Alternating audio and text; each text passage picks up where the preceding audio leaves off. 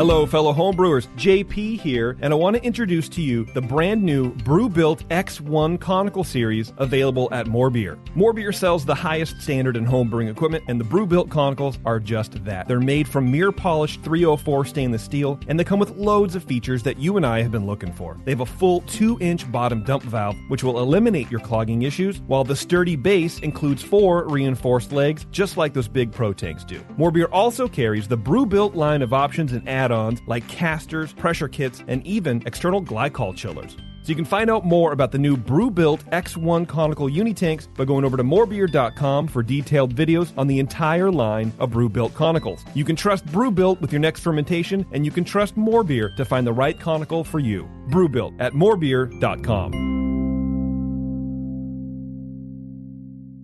Today's Sunday session is brought to you thanks to the fine folks at More Beer. Visit them right now at morebeer.com.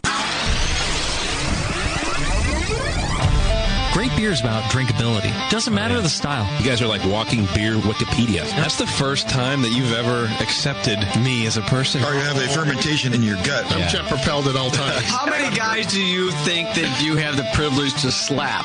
Somebody who's never tasted a commercial example, and this is how you know everything about this beer? Please, you don't. I think that's bullshit. I think it's bullshit too. Wow. Are you guys going to arm wrestle? No. We're going to teabag fight. Yeah. You heard of Junkyard Wars? Can I get another high five, Beavis?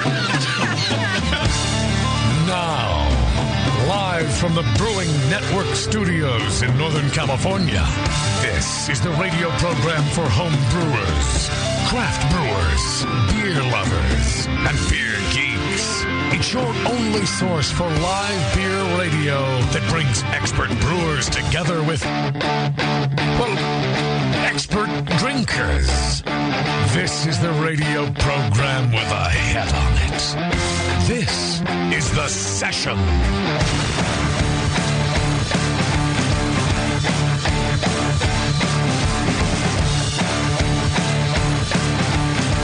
Yeah, that's right. The Session once again. Live from the Hop Grenade. It's our new home, and I feel like we're actually settling in now. Yeah, I agree with that. I agree with the statement that you just made. We are settling. It's starting to feel like a home. We are. That's for sure. Maybe that's because I'm here 18 hours a day, so it feels like home. Yeah, it would. That's a possibility. I'm here like 4 nights a week, I think, it seems like, between the podcast and just regular Tasty, showing up. I've noticed that, and I have to admit, I'm happy because I was concerned. You didn't know how it was going to be, did you? Well, right, because you go out every night. Right. And I'm not going to lie, if I had found that you didn't come to our place, the home that we've built for you, and you were and you instead spent all your, I would have been offended. I would have been upset. Like, what did we do wrong? So well, that's true. So I'm glad that you're here 4 nights a week. Well, in some ways, it is sort of like a stamp of approval, and it is. This is a great spot. I'm glad you like it. The things that are fucked up are just the little things. Well, and we all have them, don't we? Well, but we're trying to get the little things right perfect, too. Right. Yeah. Well, I want to know what they are now. What? Well, they're not worth mentioning. Everyone else just blows smoke. No, so I need some honest I don't want to have critique. I know what some of them are. Yeah, I talked to him. But I also see you get a little bitchy sometimes in your posts. I've noticed. Tasty can be a little bitchy. I can be cynical. And he doesn't like wooden bar stools, for example. I like how you're calling it bitchy, but he says it's cynical. Yeah, it's very different. Well, that's very masculine, isn't it? Well, it's the same with you. I would say the same about you sometimes, JB. You have high standards, is what you would say. I would also say you're bitchy. No, I would say I'm bitchy as well. Oh, okay, absolutely. Yeah, I don't fool myself. I know Tasty doesn't like wooden bar stools. Yeah, without cushions. And we had a discussion about our bar stools before we ordered them. I build my cushion one burrito at a time. You just don't want people to sit there long. That's all. You got to send them on their way. It's the McDonald's environment. Come on in, have a beer, and get the fuck out. Work on your weight problem and get out of here. No, that's not how we feel. The bar stool should be upholstered and padded. Is that it? Yeah. But they're so... Unless you can put it back on there if you want. It's a choice between form and function at that point. Here's the problem with backs, and that is that you can't get as many people at the bar, and we figured we're going to be busy. We want to get more people up at the bar, because you kind of then... It gets in the way. You can't just turn easily and talk to a friend. Yeah, but it's only like 1 or 2 bar stools difference, right? Yeah. I'd rather have 18 happy ones than 20 miserable ones. Yeah, I see your point. Yeah. Something's buzzing in my ear. It's going to be a long night. Probably your conscience. It's my conscience. That's right. The other thing Tasty noticed, What else I say? he thought he noticed some that our glassware isn't being rinsed enough or something. I did notice that too. To look on that. Did you? Yeah, but I didn't say anything because I figured it's a one-off. It might be. It might not be. No, we're going to have to look. I think we have to lot. turn down our detergent issue. I'll tell you what. Tasty and I will come here for a beer. Yeah. We'll secret shop. Oh, okay. We won't. No one will tell ever. you in, and then but we'll compare notes. I think is It's a good what idea. we need to do. And no one will ever know you're here. Because we're the two most bitchiest people in this room. That's true. I just don't even come. We'll be Right. We'll be, Yeah. Well, you can't find your way. We like Beardy. I try, but I just never end up here. Yeah. So, yeah. Yeah, you're lucky we don't Yelp. Our only so I did read through our Yelp reviews. Really? I You did should never do that. Well, I made the mistake for one. I don't mind reading through them, but I read through them at like 10 o'clock at night one night, which meant I didn't sleep. You know, because I just sat there festering. Does that person really mean that? It turns out we're doing really well. We have a lot of reviews, and we're at 4.5 stars. Here, I'll give you a rundown of our complaints. Okay. The one that's interesting is that we look at people weird.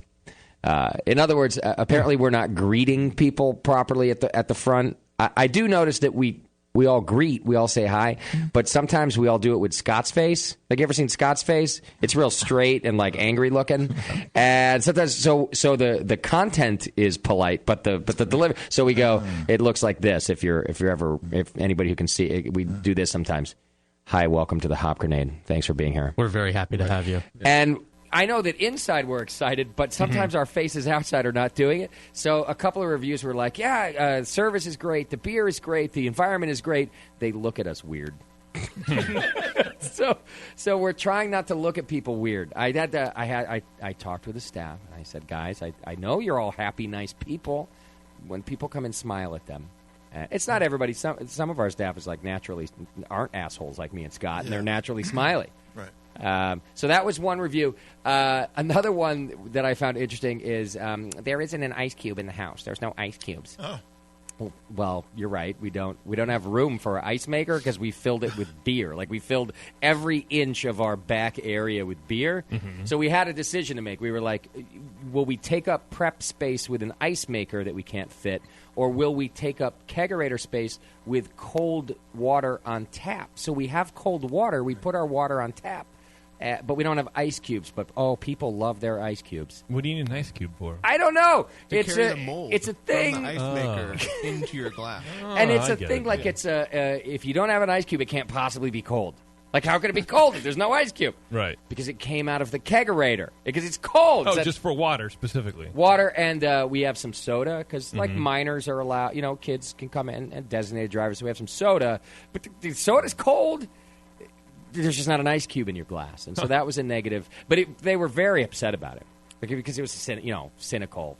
There's not an ice cube in the house. So did they knock us like a couple stars off because of no ice? Yeah. And by the way, did they look everywhere? Maybe there was a fucking ice cube somewhere. Yeah. Maybe we just didn't give you an ice cube. Exactly. There are no ice cubes. But I'm just, those are really our only things. Everyone else, it's that we're looking at people funny and that we have no ice cubes. I mean, if it was my first bar and I saw customers coming in, I'd kind of look at him like, oh, my God, there's customers here. Like, I might be looking at them funny like, this is weird.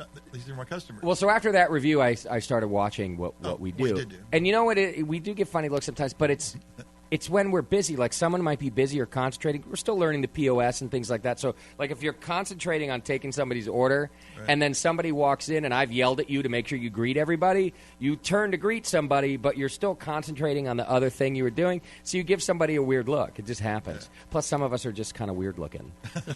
I only have weird looks. I don't know if you noticed that, but like Jake right there, one of our great servers. He's hanging out the bar right now. He's really weird looking. Totally weird looking guy. Weird. But he's nice. Like, he greets everybody. He's nice. He just happens to be weird looking. It's not his fault.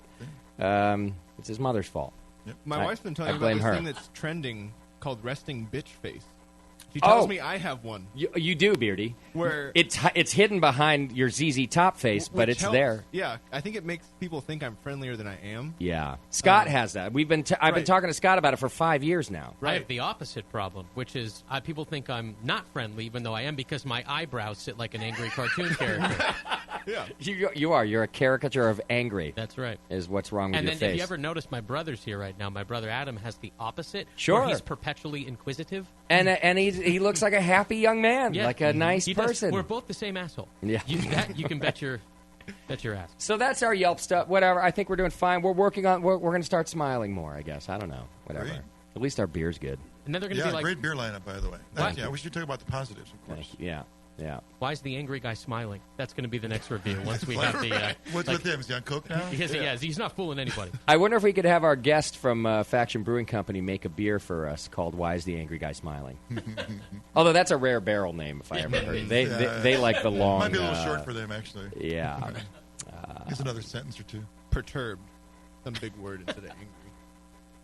All right. We got a lot to do today. We got Faction Brewing Company on the program. They're from Alameda, and we've got their beer on tap, which is great. And their beer's been selling like crazy here because it's so damn good. Yeah. Oh, the summer IPA. Oh, my God. That blew out of here yesterday. That beer is out of this world. I don't even think we have it on tap anymore because we kicked a keg in one day. It was gone in one day. I'm drinking one of their single hop pale ales right now, I think. Is it pale ale? The 2-hop. No? Is it 2-hop or 1-hop? Oh, no, 2. Yeah, Tasty's right. Oh, it's 2. It's 2-hop. I don't know what. What do I know?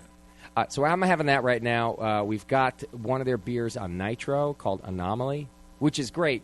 Roger's going to tell us about this, but it's that one's kind of their middle finger to people who are like, I don't like dark beer. You get that a lot, and it's a common thing people have been saying for a long time because they associate dark beer with high alcohol, or a lot of times people say it's so chewy, like it's heavy. It's heavy. Like a meal, but it doesn't have to be. So that's just sort of maybe that's how it was in the past. A lot of people don't even realize that Guinness is one of the lightest alcohol beers you can buy, and light bodied, yeah. But anyhow, so Roger he makes this beer with all of the flavor of what might otherwise be considered a dark beer. But it's yellow. It's fantastic. It's such a great idea. Oh, but we're not supposed to like fizzy yellow beer, remember? No. Stone has trained us that that's bad. Is so that now what? Now we're all fucked. Now we can't do anything. Now we're in trouble. We can't like beer anymore. We have to have Stone and Faction on the show it'll be like a thunderstorm in here. We're just moving to wine now. All right. So we got that to do. It's going to be fun to have Roger back in the studio and to find out all about Faction Brewing Company. They had a great event, Ales for ALS, out there a couple weeks ago, so I'm excited to talk to them about that. And, maybe find out how much money was raised for ALS. That's always fun. So a few things like that to do. Let me go through our announcements. First of all, we had our official grand opening yesterday, which I thought was a huge success, and it was so much fun. Yeah, everybody had a great time. We had the standing room only. We had to move tables out just to get people in, which is really what we wanted. We wanted to bring in the people of Concord and beyond, of course, too. And it was just awesome. Everyone came out to support us. The mayor came out, cut a ribbon, did a toast with us. Totally did. In fact, a lot of the city council was here. Somebody from our state assemblywoman's office came out. It was really very nice to see all that, and a lot of great support. We had a bluegrass band play later in the afternoon. Those guys were great. They were great, right? Yeah. Windy Hill, I think they're called. I haven't heard a bluegrass band live in forever. Oh, it was fun. We saw them at a Ninkasi party. Ninkasi threw this party down in, I don't know, some ritzy place. And when we saw them playing, we were like, these kids are great. So we brought them out, gave them beer by the pitcher. We don't do pitchers of beer, but they asked, they were like, hey, can we have a pitcher of beer? I looked at him funny because that's what we do here. Yeah. And then I gave him a pitcher of beer. It's like, sure. But the guy that paid us was such a dick. I mean, he looked like a dick. He was perfectly nice. But. Yeah, he paid us really well. He looked weird. He just looked weird. I don't know. I had a nice time yesterday. Some good beer on tap, which we still have on tap, some of it today, and we're tapping more. We've got some beer from the Rare Barrel that made it through. We've got the 21st Amendment's 14th anniversary beer, the only other place serving it besides the 21st Amendment. Nice. So some cool stuff left on tap that you can still come out. Come on out to the Hop Grenade. You might get to meet Roger. If you're unlucky enough. Yeah. We've had Roger on several times, and we haven't seen his ass in years. Remember when Roger didn't make an appearance without mooning somebody? Isn't that considered public indecency here? Yeah, now there's a window. You think? Well, if it's inside the studio, it's probably fine. There's a window. People can see in that window? My child is out there. Kevin didn't tell me that people could see in the window. I thought it was a one-way glass. Yeah, I thought that's what I told you so you'd loosen up. That's messed up. All right, well, I bet we see Roger's rear end at some point. Maybe he's You think he's over it? old age. No, yeah, he has sort of gone away from that. Although his wife probably, she's like, listen, you got to stop at the ass every time. You got to grow up. He owns a brewery now. Everywhere we go, everyone's like, oh. He's got investors, Okay. He's all mature. Well, I'm excited to talk to Roger. A few things going on that you need to know about. We're trying to get ourselves to Australia. We were invited to the Australian National Homebrewers Conference, which is really cool. I've been waiting years to get invited to that, and we got invited. So, but I don't want to just go with like one or two of us. We're trying to bring everybody. And so we started our Indiegogo campaign for that. You can go to Indiegogo.com, and if you search help invade a large country, or just like invade a country, just think about invading a country. That's what our thing's called. Right after Russia, we come up. Well, yeah, and you'll find that we're invading Australia, and we're looking to raise funds to get more people there. And you get stuff for it, of course. It's like a Indiegogo thing where you donate this much for a hat. Right. We made a special shirt just for Down Under. That's right. It's pretty cool. Not you don't wear it down under. No, it's a shirt for Down Under. For the people of Down Under. Yes. Not for the function. Right. Yeah. Right. Not for the place. So it's invade a large country. Yeah. Well, I tried to get a direct link, but Indiegogo's weird. The direct link is 100 characters long, so it's easier just to go there and click and just search invade a country. We're the only ones who are raising money to invade a country. Right. Which I find weird. I thought, Croatia, who would be doing it? I don't know. Not me. They're aggressive, aren't they? Are they still a country? Oh. Maybe we can get the NSA to donate. They're going to be watching us. They're like, we want to invade a country, too. Yeah. Let's see how they do. We'll help. Yeah. So you can help us get to Australia. We're going in October. October, yeah. So right now, right now I'm kind of footing the bill for some of it. The Australian National Conference is going to get one of us there. I'm going to use miles for my own, so I'm not taking from the kitty. I've got some miles. Now we're trying to get Tasty there, and Nate, and Moscow, and Push, and everybody that we can. So donate a lot of money, and then we'll come hang out with you. Yeah. Seems like a good cause to me. Right. I don't know. Why wouldn't it be? What do I know? All right. You can support the show by shopping on Amazon. Just click the Amazon link on our homepage. Do we have an Amazon product of the week? Sure. It's the Honeywell CSO71A indoor portable evaporative air cooler in white, a.k.a. a swamp cooler. That is the most boring Amazon product of the week you have ever given me. You know why? It's because it's perfect. I just got back from a bachelor party weekend. It was 100 degrees, and the house did not have air conditioning, but every room had a swamp cooler. They don't work. Oh, just to let you know. Well, great. Now that person's going to refund them, send it back, and we don't get the cash. It's okay. I will forego our $4.86 so just this person can actually get something that maybe works. Okay. All right, so help us out that way. You can also buy merch on our store. Subscribe and join the BN Army. You're entered into the More Beer monthly donation giveaway. More Beer right here in Concord, California, where we're located, is a wonderful homebrew shop. They've been supporting us since day one. They bring you this session and every session, and they give $100 a month to one of our lucky donation people. So just click the subscribe button on our homepage. Get all these updates and more over on Twitter and Facebook.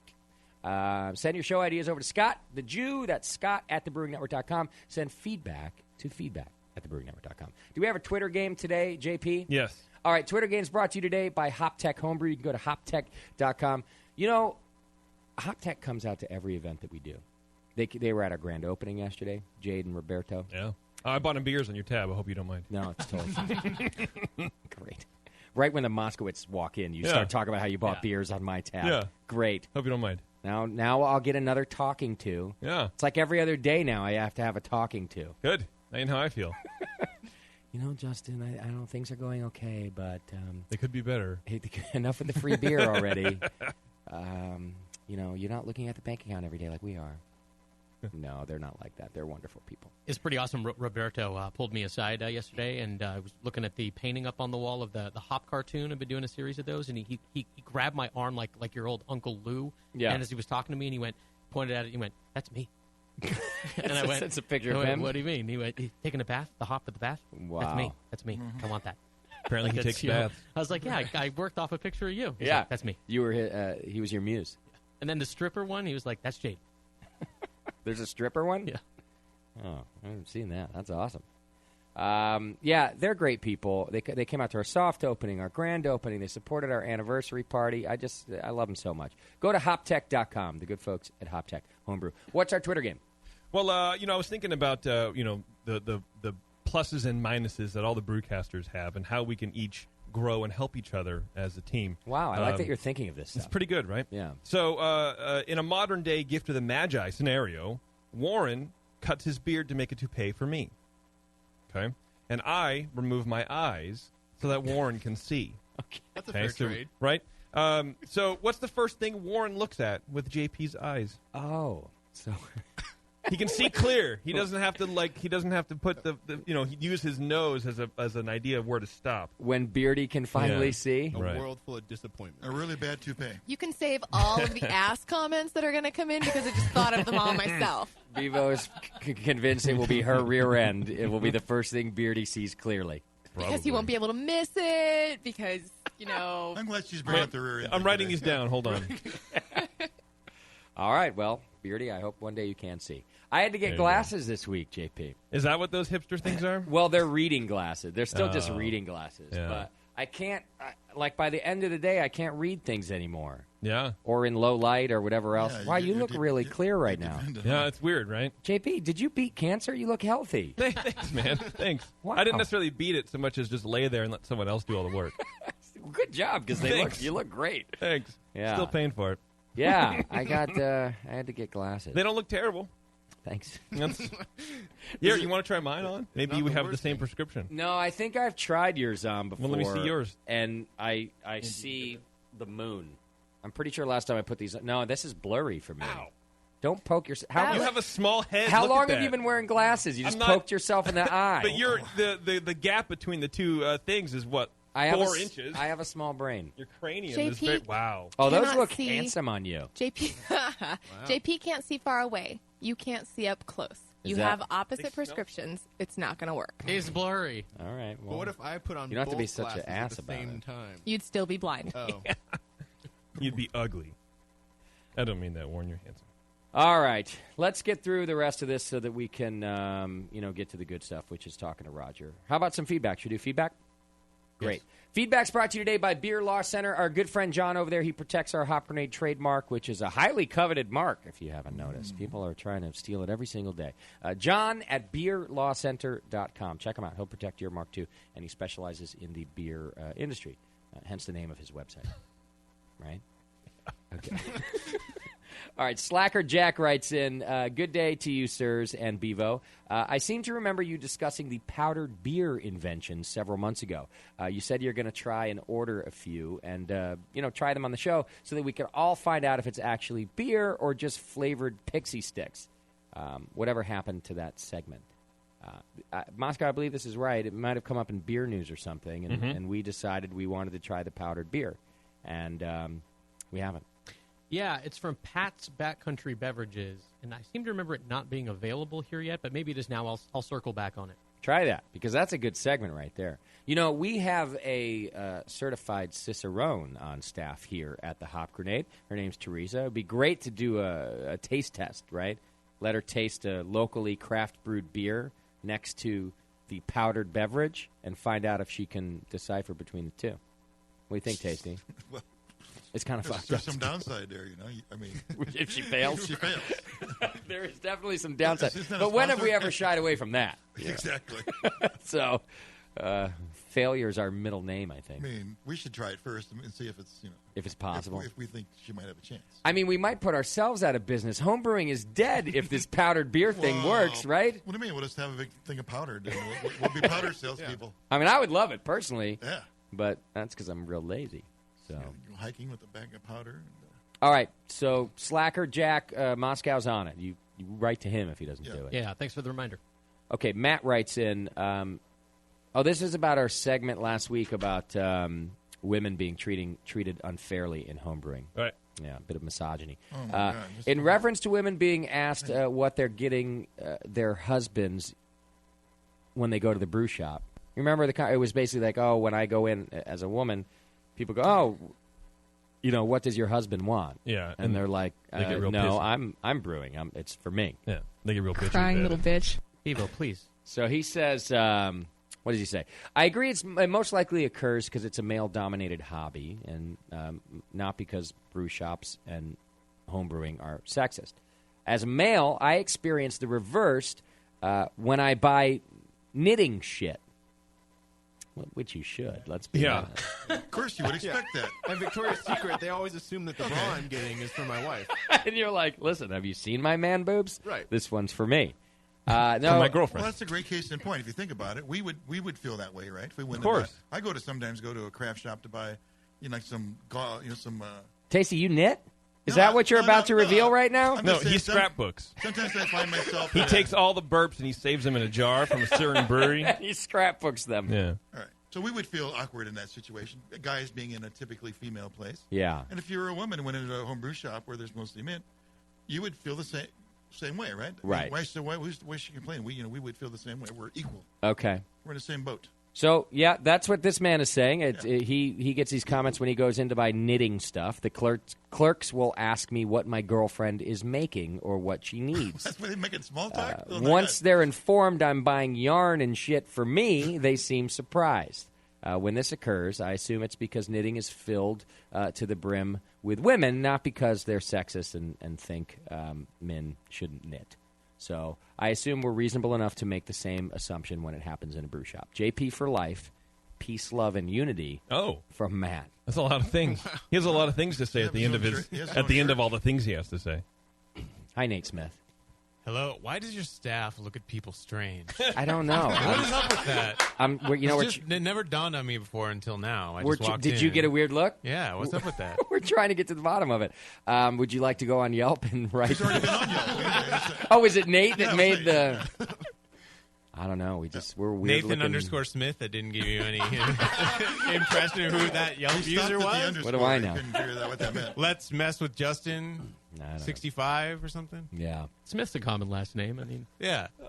All right, Marcus writes in, number one, Bevo's right about Brad Paisley. You should consider adding his song Alcohol to your break rotation. Oh, it sounds great. No. Yeah, I like throwing up. Okay. Do you want to hear it? No. Yeah, that's the one that Kate was talking about. That's a great song. I feel like you're all judging me. Well, we are judging you. That's pretty much a constant issue. Yeah. Whatever, I love him. I know you do. We just don't understand. Oh, here it is. Get that mud on them tires, right? It's the first thing that comes up. All right, you want under songs that will make your ears bleed. Let's see what. Oh yeah, love already. It's like it took like half of a chord to twang. It's clearly country. Oh god, I don't like that. What's he talking about? He's from Chicago. What does he do? He hasn't talked about his dog yet. I don't believe it. It's in 2 sentences. Yeah. It's not real country. Talk about trucks, mama. Where do you think Brad Paisley is from, based on his accent? Did he just say he's been known to cause a few births? Yeah. He's singing the song as if he's alcohol. He's alcohol telling the story. Oh, that's so creative. Wow. I love it. Don't get all brainy on us, Bevo. Don't be so stupid.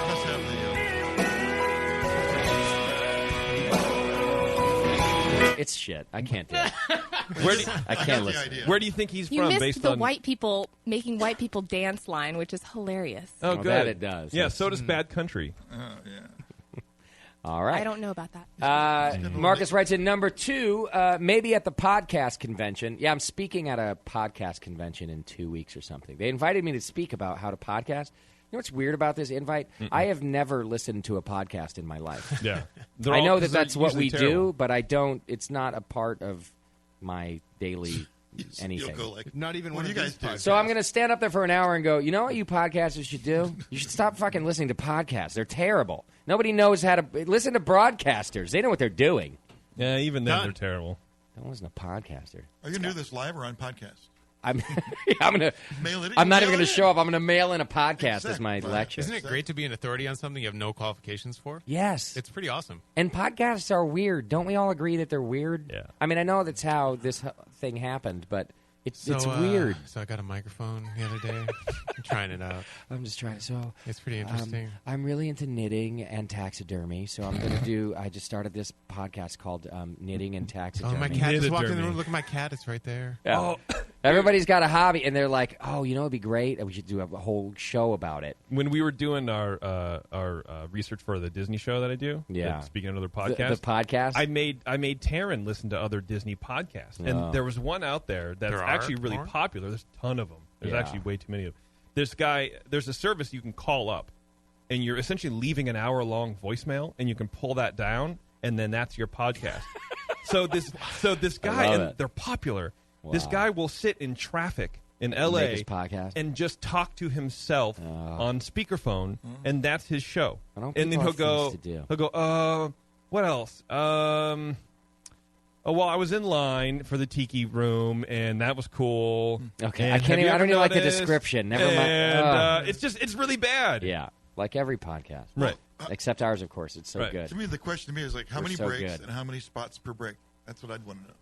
In a normal podcast? Most of them don't have them because they don't have sponsors. They don't have dead air. Right? They go to break and they come right back. Does he just turn the radio We on have in breaks his car because we get paid to do what we do. Yeah, they have no sponsors, Tasty. Right. Anyway, he says maybe at the podcast convention they'll have a session on reducing the lag time between recording and posting your show. Well, fuck you, for one. I mean, it's like we don't have a lot going on around here. We're running a fucking bar. They can listen live. That's possible. Well, how much time is too much time? What are they talking about? Like, it's been about 24 hours lately because at the end of the show, I end up drinking in the bar. Sure. And then I'm not doing the recording. You don't always work at a bar. It's as if there's no content on the website. Yeah. In other places. Yeah. Just wake up Wednesday and look for it. I'm trying to get it dialed in so that you get it faster. There's a kid on our staff who knows how to edit audio. I might hire him to do it. And he just come in late when I walk out of here drunk. He can come in here sober and finish. Push is flipping out back there. He's not a kid, and he already works here. Oh, yeah. No, I'm not talking about Push. Oh. No, this kid's way better looking than Push. That way, when you spill beer on the board, you can blame him. And he's a kid. Yeah. Not an old man. Number 3, would it be possible for Sean Paxton to spend more time not prepping for the Homebrewed Chef? I think he's referring to the BYO, the very out-of-date BYO ad. Oh, he's surprised. And we haven't had a Homebrewed Chef in a couple years. We're bringing it back, though. I just don't know when. That's it. Suck it, JP from Marcus. And finally, your last bit of feedback for the day. Cheers writes in, did I just hear Doc say that he had a fleshlight? He said it twice. How did that not get addressed? Can he do a review next week? I didn't know that they made a Doc-sized fleshlight. Can it be called something else, like a Doc light or a Scotty light? That's rude. I don't remember hearing that. Did Doc announce that he owns a fleshlight? I only heard it once. Did we address it? No. Was he being serious? I don't know. I don't know. Doc was drunk, and I think we just decided. And he decided to announce that he has a fleshlight. I just want to throw this out there that I hope it's not true. Why? Because that's really sad. Will you lose respect for Doc? What do you mean? He can do a better job with his hand, or what are you thinking? I mean, it's probably been a while since the guy, had any action. So he's sort of like, should be happy for him if he has a fleshlight. Yeah. He said it during the Adam and Eve read, so maybe you were distracted and you were just sort of plowing forward with your misogyny. Yeah. At least he didn't say I'm using we might it right have to now. readdress this. I think when should. Doc's back he's not here this week, but can we call him? Might as well. He's at the dinner table. Call his house. Whoever answers, we can just ask. Yeah, no, I got a fleshlight. Yeah. Doc, he's eating in the garage. All right. That's where the beer is. That's it for feedback. Feedback's brought to you today by HopTech. Go to hoptech.com and check it out. All right, let's do this. We're going to take a quick break, and when we come back, Faction Brewing Company. We got Roger Davis. Claudia's in the studio as well. We'll hang out with them. We'll talk beer. You can come down to the Hop Grenade and try their beer if you want. We have Anomaly on tap, one of their 2-hop pails, maybe something else. And the barley wine. Oh, the barley wine's on too? Ooh, that's a good barley wine. I'm pounding that all night. That's all I'm drinking. Nice. No. Hang in there. It's the session. We'll be right back.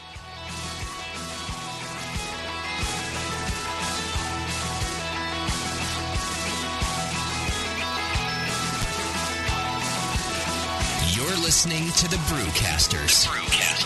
On the Brewing Network.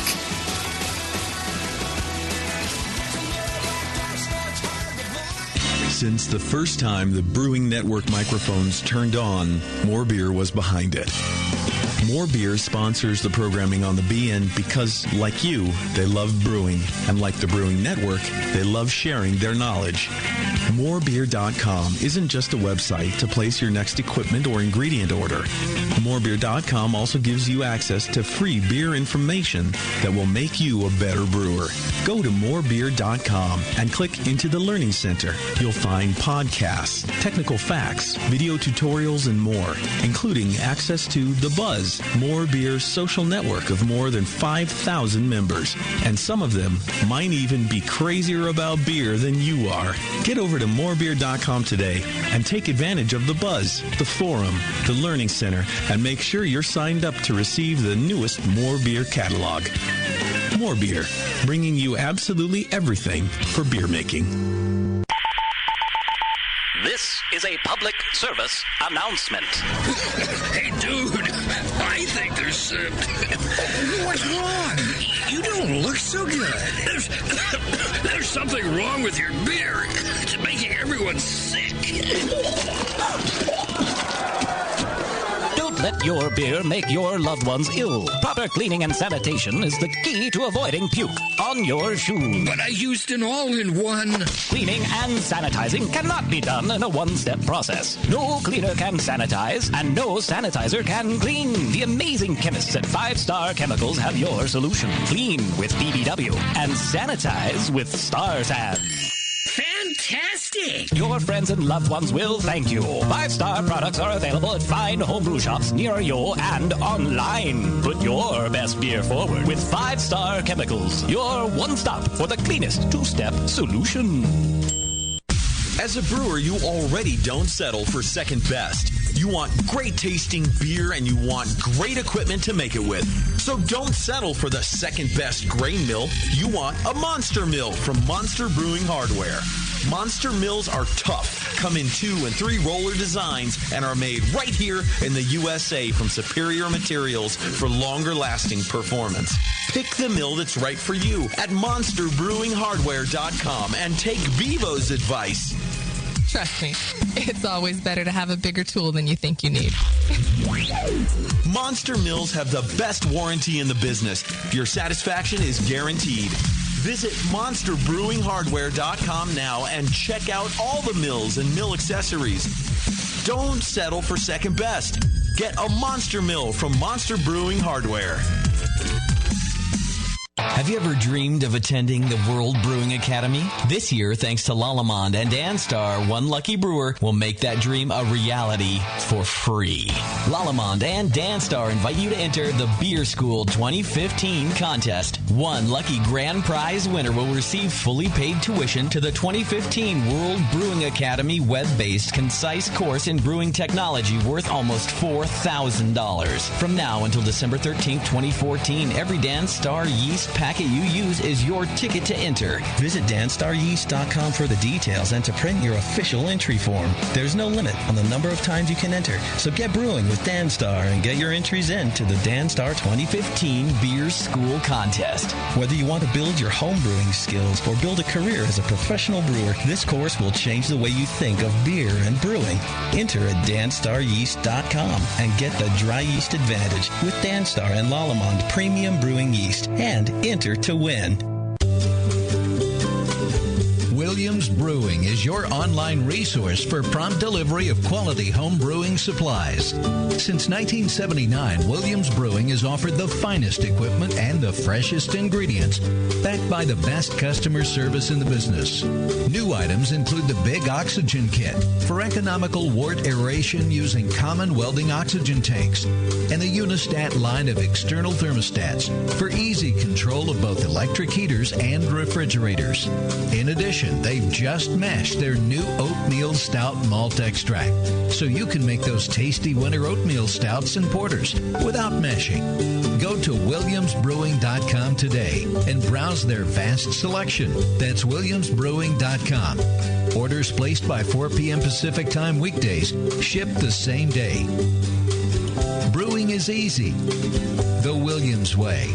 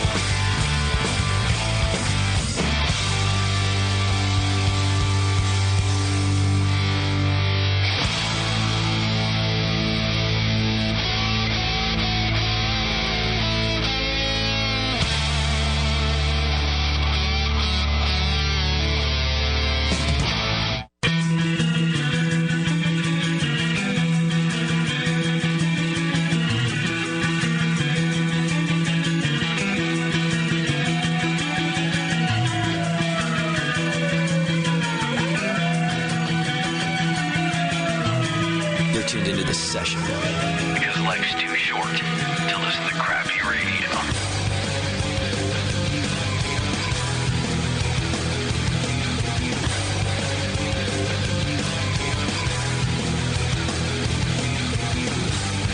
All right, welcome back to the program. Thanks for hanging out with us today. Those of you in studio or in the Hop Grenade, that's cool. Nice to see you and your smiling faces. Smilier than our staff giving you creepy looks when you walk in the door, so that's cool, you know. Aquila doesn't do it, though, do you, Aquila? You smile at everybody, which is nice. All right, welcome to the program if you're just tuning in. And we've got Faction Brewing Company in the studio with us today. They're out of Alameda, California, which is a little island, you know, off the coast of Oakland, I guess. Does anybody ever describe it that way? Like it's an island, but no one ever says, oh, it's off the coast of... I mean, it is really off the coast of Oakland, sort of. I don't even know what to say to that. It's off the coast of San Francisco as well. Oh, that's true. Thank you, Roger. You're right. Yeah. I didn't think about it that way either. It's a wonderful little island. And Faction Brewing Company now lives there. Our good friends, Roger and Claudia Davis, are in the studio hanging out with us. And, you know, we've been selling a lot of Faction beer out here recently. Thank you. Did I tell you guys that, not that we've been open for that long, but I still think it's impressive, that Summer IPA... I think 2 times over now, is our fastest selling beer. Every time we get a keg in, it's gone in less than 24 hours. And no other keg does that here at our place. Why wouldn't it be? That's right. It's a fine question that you ask, Roger. I think the Anomaly, too. The Anomaly, it was only one day, wasn't it? Did that one day, too? I think so. I love it. Anomaly's great. Let's just dive right into that beer stuff. I'm drinking that right now. You're having the Anomaly beef? Yeah. So tell us. I don't like dark beers. Perfect for you. So I hope I got that right, Roger. I've been sort of describing it as your kind of middle finger to people who say, you know, I don't like dark beer. Can you describe the concept behind Anomaly and what the beer is? No. Thank you. Well, this was a great show, everybody. Thanks for coming out to the No ass or nothing? All right, that's it. No, it's it is pretty much not necessarily the middle finger, but it's for all the naysayers that, you know, are scared of dark beer. Yeah. And what are you scared of? And it's kind of like portraying all those flavors and putting it into a light-colored beer that people can appreciate. Because it's kind of a misconception, right? That dark beer has to be, you know, chewy or high alcohol or all of these things. So I like to describe it as your middle finger because it's a little more fun. But you're actually helping. You're trying to help people and go, look, just try this one, okay, because it's yellow or whatever, what you expect that you like, yet it has all of this other flavor. Yeah, so we're just basically trying to get all those flavor compounds of what a stout could be. Yeah. In one. Is everything all right here? I'm just. You weren't supposed to comment on that. I'm silently yelling at Scott. Oh, okay. Actually, no, it has nothing to do with Scott. There was a buzz. Never mind. It's not. It's boring radio if I describe it. So this is just like the garage. Just let me do my nothing. Roger, nothing has changed. Yeah. You know, you can take the boy out of the garage. But I'm not sure where you're going with this. The crazy stays with him. Yeah. Anyhow, it has all these flavors, yet it's not visually. It's not what people expect. Exactly. So it's kind of something that people either can wrap their heads around and be like, "Oh, okay, I understand this," or they're totally confused. Yeah. Which is what I like the people that are confused because it's a better look. It's a better look. Yeah, they look like the Hop Grenade. You know, all of us when it's confusing. Well, this is a stout. Yeah. So. People are loving this beer, though. And it's such a cool concept to put in front of them and have them taste it and have them go, okay, you totally just fucked with me. like, you're right. It has all of that. The beer in front of us?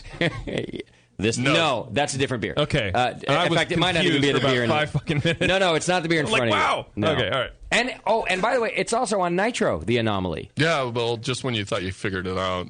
Yeah. Was it always? Is that how you designed the beer, to be on Nitro? Yeah, well, you know, a lot of stouts come on Nitro, and what's the point of having a stout on CO2? Yeah. When, you know, we're going after that market, quote unquote. Yeah. But just trying to do it differently, you know? Yeah, you succeeded on that one. I tried. What? The unfortunate part is we have this new brewer that we hired, Ben, who's a lifesaver for me. I met Ben. I like him. Good guy. He's great. But the bottom line is, I was looking at Untapped the other day, and a lot of it was coming from here. Oh, really? And I was like, Ben, we're totally screwed. And he's like, why? It's Anomaly. Everyone likes it. The problem is people like it. Yeah. Is there no more as of now, basically? There's no more on the schedule. And as we speak. Is it a difficult beer to brew so that it's not something you want to keep producing, or? I just don't want to be known as that brewer that makes that one gimmick beer that everyone likes. It's like Altabar and his campfire stout, right? Yeah, exactly. Nothing. And to be honest with you, Steve Altamari was the one that kind of lit the idea. Really? Coincidentally? We were at. He's giving you the curse too. Yeah. Steve, go ahead and start brewing this all the time. By the way. Yeah, exactly. You get me off of this. He was like, hey, I got this idea for a collaboration. And I was like, cool, blah, blah, blah. And then he told me the idea, and I was like, wow. And then it's just like one of those things that just sparks your brain on fire or something, and you're just like, how do we do that? Yeah. And then you start thinking about it, and you're like, oh, well, we can do star anise to get the licorice. We can do cocoa nibs to get the chocolate.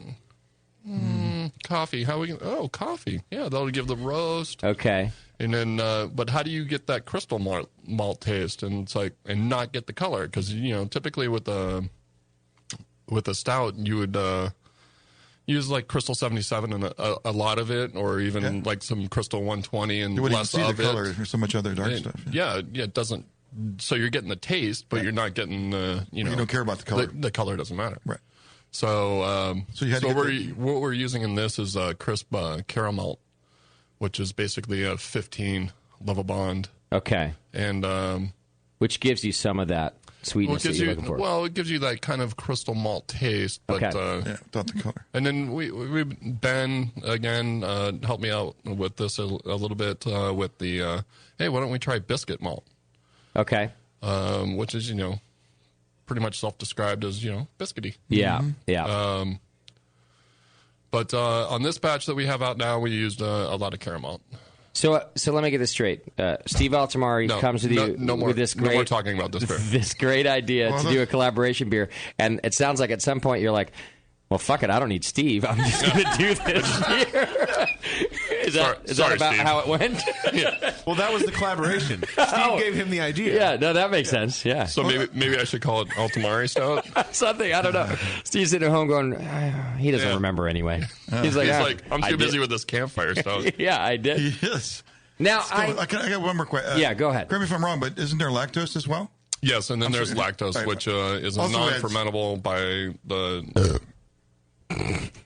And what does which gives why do you use why would you use lactose? Yeah, because then it turns it into a sweet stout, and so it gives you that kind of residual. And in some ways, a milk stout, but by definition, that's right?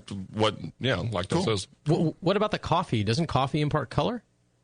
We cold steeped it this time. In the past, I've just dry hopped it with coffee beans, and we picked up a little bit of color. But I mean, when you're at like 8 SRM and you're adding, I don't know, 20, 30 pounds of coffee, you're not picking up that Doesn't much. affect whole beans? We were doing whole beans, and then we started getting that jalapeno bell pepper thing going on, and so we wanted to get away from that. And so with this batch, we actually cold steeped it for 18 hours, and then just injected it in the bright tank. And okay. So you got the green pepper from using whole beans? Yeah. Okay. I mean, Yeah, good. typically if you use coffee like that, it's very strong. Absolutely. Yeah. So do you think it was a contact time issue that gave it the character? Pretty much, yeah. I mean, we dry hopped it, quote unquote. I'm doing air things. I saw them. That's okay. Yeah. Well, I forgot we're on radio and no one else can see that. I know. Well, the live studio audience can see. And everyone loves air quotes, by the way. And there's a camera right in front of your face. Everyone loves air quotes. Yes. Is it now? Yeah. Can I avoid that, please? Hi. All right. But no, when I did it in the fermenter, it was I think it was within 12 hours, maybe 18 hours. It was like, whoa, we need to transfer this beer and get it off the bean because the bean was just starting to take over. Okay. And so with the way you're doing, stop talking about this beer? No. See, this is actually what I want to talk about. You're so paranoid about becoming like a one-trick pony. Like, this is the beer that we do. Yeah, but we're not going to make it again. But that's fucked up because, for one, that's not you guys. You're not going to end up a one-trick pony. Yeah, turns out we do need money. But why not give... Yeah, that's the thing, Roger. Why not give the people what they want? If they love a beer that you make, like we do, by they, I mean we...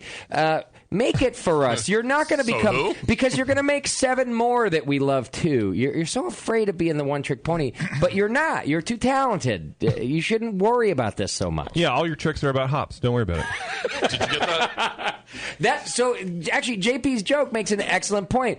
People thought, JP well, when Faction opens, they're just going to be a hoppy brewery. Right. But you've already blown that out of the water with the other beers, too. Amazing. It's fantastic. Yeah. So you got to worry less about this one trick. It's no Sierra Nevada, but... And look, let's say... Or Budweiser. What if... Oh, that's it. We're done here. Well, that didn't last long. All right. Let's say... What if? How terrible would it really be if Anomaly built everything you've ever wanted, and you still get to brew all the other beers you want to brew, all on the back of Anomaly? How bad would that really be? I don't think that's going to happen. I'm throwing it out there. How bad would that really be? We would have to change the name from Anomaly to the opposite of Anomaly. Yeah. To a stout. Actually worked. Yeah.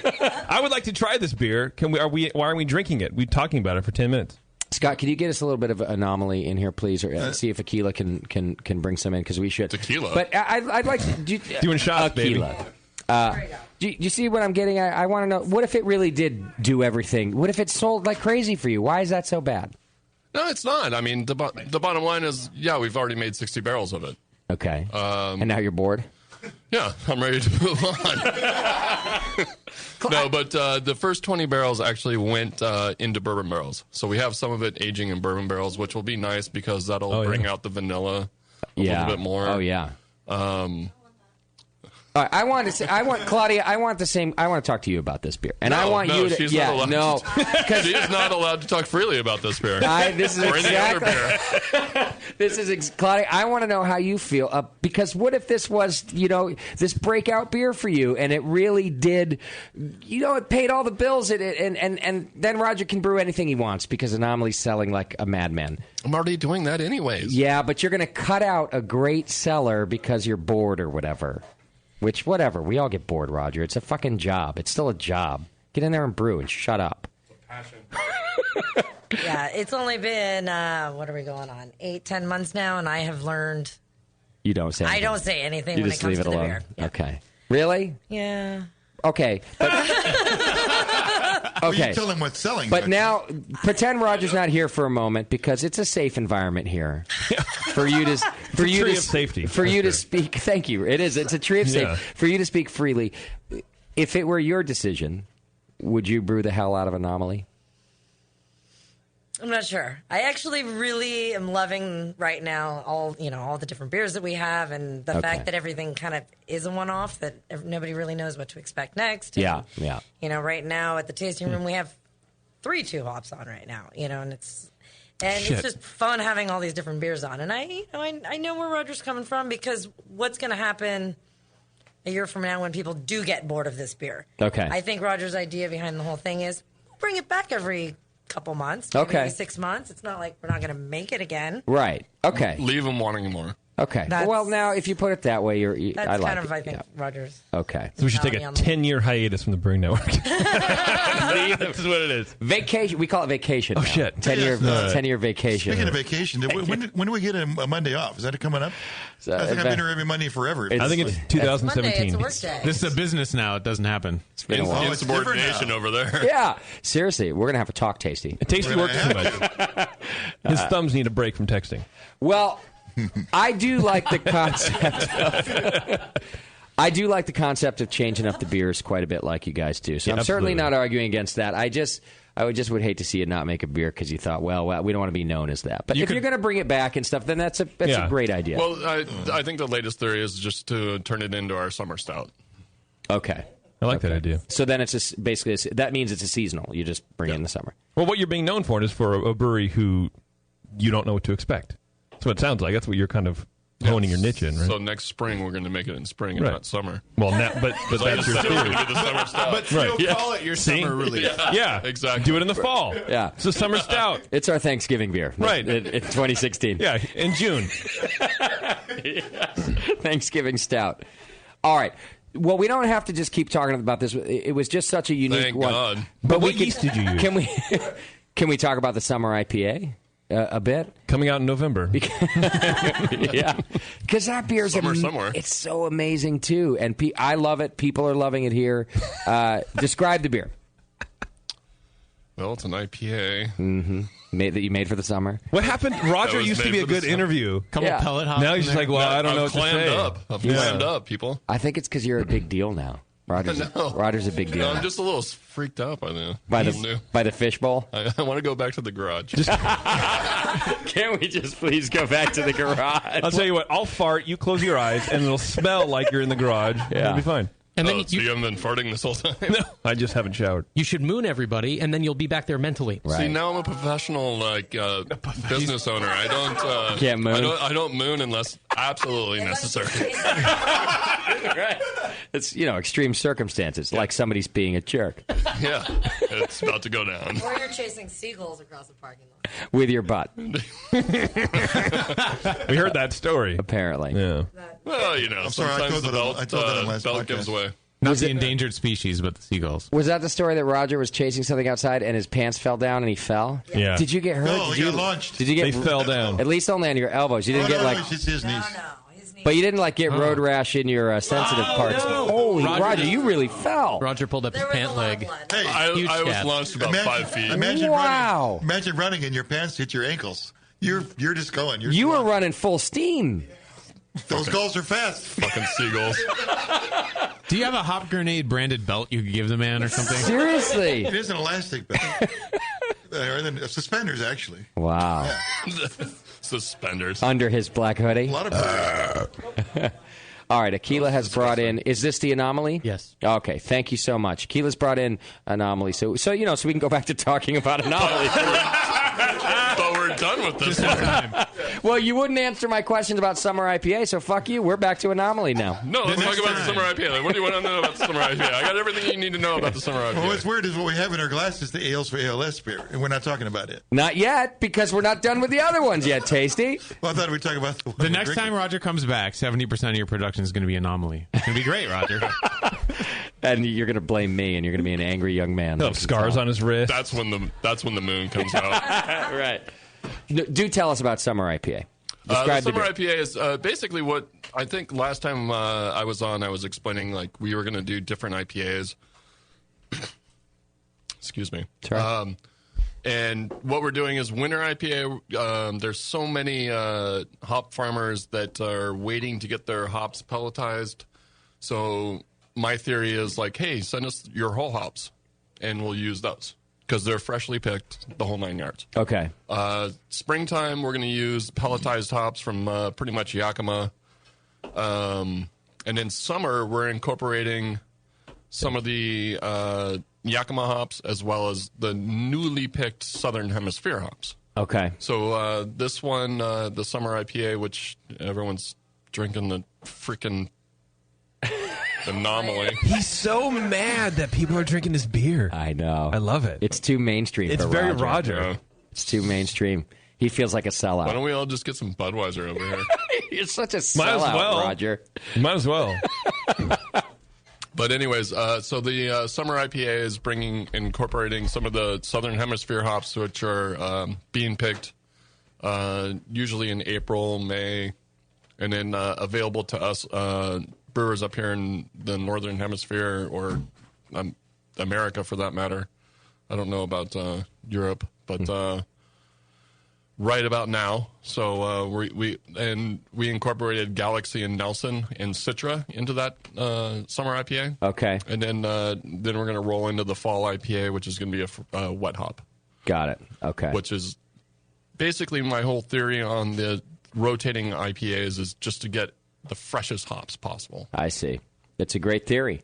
And I like that you're not, that you're still embracing the IPA. You're just giving us different options about it. Instead of going like, we shouldn't do IPAs anymore because everybody's doing IPAs. You do them a little different. I like that. Well, that's if I'm not keeping it interesting for myself, how can I be expecting other people out there that are drinking our beer to be interested in the IPA? It's like, I had their IPA. Yeah. I liked it, but there's this other one, Society's IPA is way better and blah, blah, blah. Yeah. So I have to compete with, Society now. Sure. Will they be consistent year to year? Like, will summers always be this hop blend? Yeah, to a certain extent with the malt bill, but as far as the hops that are available, it's whatever. I mean, especially with the fall IPA, it's like I have no idea what we can get when it comes to the green hops. In the winter, I'm a huge fan of this new hop from Hopsteiner, 05256. It's an experimental hop, and that's what we did with our winter IPA this last year. And big fan of that. How do you get a hold of experimental hops? How does that happen? Do they call you and say, hey, we have some stuff for you to try? Well, yeah, to a certain extent, but you have to call them, essentially. And you're always asking for something new? Not necessarily asking for something new. It's on their list, and they have a couple. Hopsteiner has some really good hops that are available that are experimental, and 05256 is a very high alpha. It's like 15.9. Okay. 16.5, I think, is the last box that came in. Okay. Really nice hop. I mean... But you're making a whole batch of beer with these experimental hops, right? You're not doing some little pilot, 10-gallon system or something. No, we have a pilot system. Oh, you do? Yeah, it's 20 barrels. So you give these a try. You probably, what do you get, a little sample and you smell it, you taste it, and then decide, all right, I'm going to go ahead and just try to brew a whole beer with this? Essentially. Okay. Yeah. I mean, knock on wood, basically when you know your system, it's just like any home brewer or anything. Most professional brewers, it's like if you know your system, you just do what you can do. Okay. You already know what to do. You can just wing it. You can wake up in the morning and be like, hey, I'm going to make this IPA instead of this pale ale that we typically sell. Yeah. And then just do it. Okay. And that's pretty much how my mentality for, and it was the many years that I spent at Drake's having to do many different year-round beers. And then working at Triple Rock and just being able to wake up and just do whatever I wanted. Yeah. Yeah. That's how I'm treating Faction. It's like, we're going to have one beer that we want to do year round. Yeah. Other than that, we're just going to just go for it. Go for it. It's a great idea. I do know you well enough by now to know that if Roger's not interested or occupied, nobody's happy. It doesn't happen. Absolutely. Especially Claudia. It's a friggin' mess. Yeah. She's like, oh, God, please do something that interests you again. You're driving me insane. I'm right, Claudia? But, I'm going to say, I'm going to be really sad when summer's over and he stops making it because it's delicious. Oh, it's so good. And people here, I'm telling you, they're just loving it. And fall was great. Winter was great. Yeah. Spring was great. Summer's...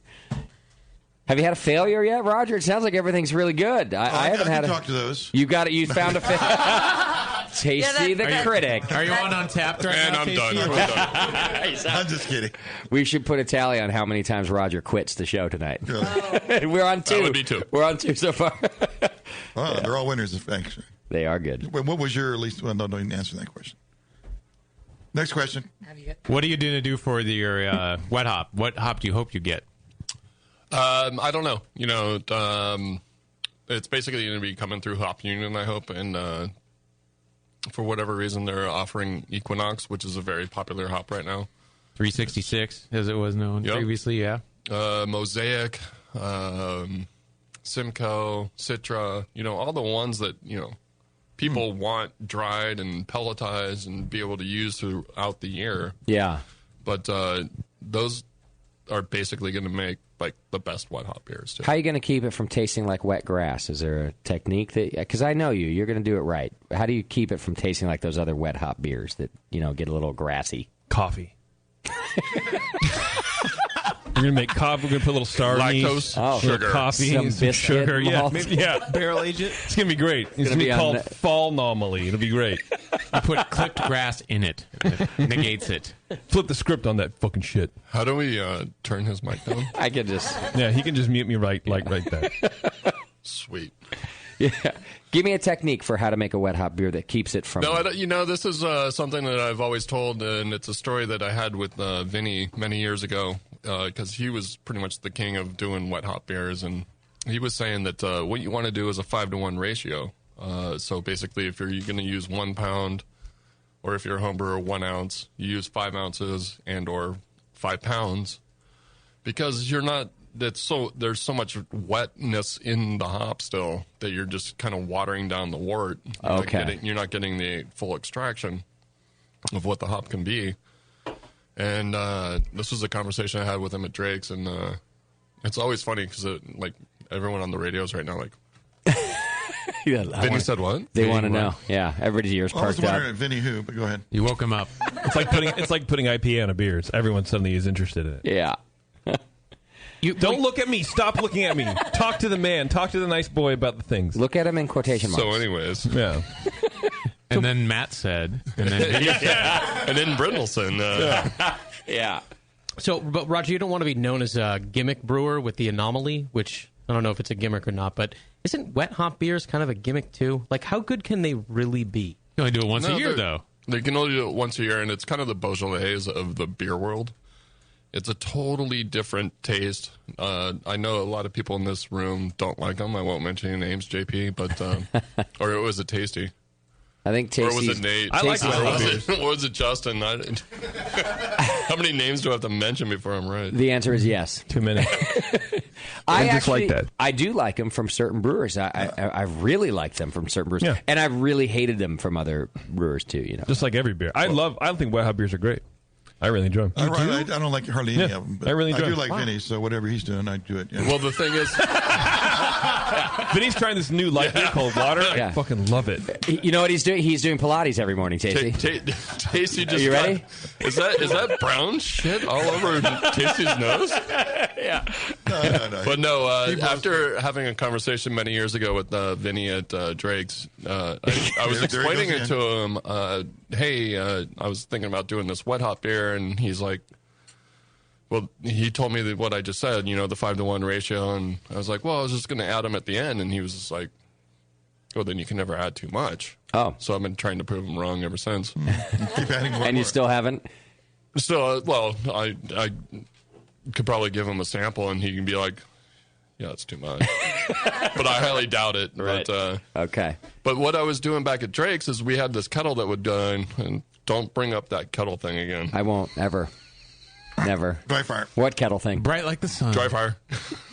I don't even know what you're talking about. We had a kettle that we'd set at a certain temperature, like 200 degrees, and it would simmer the wort overnight. Yeah. So I actually, the first time I did this beer, because I read that in the style guideline books, that in Belgium they would sometimes simmer the wort overnight to get the color. So it was basically straight 2-row, but the SRM at the end came out to be close to like 14 or 15, so it was like a red, because it was just simmered for at 202 degrees, I think. Did that affect the flavor as well as the color, or just gave it a crystal character? It was another one of the anomalies. It just kind of gave you this. Because it didn't give you that flavor.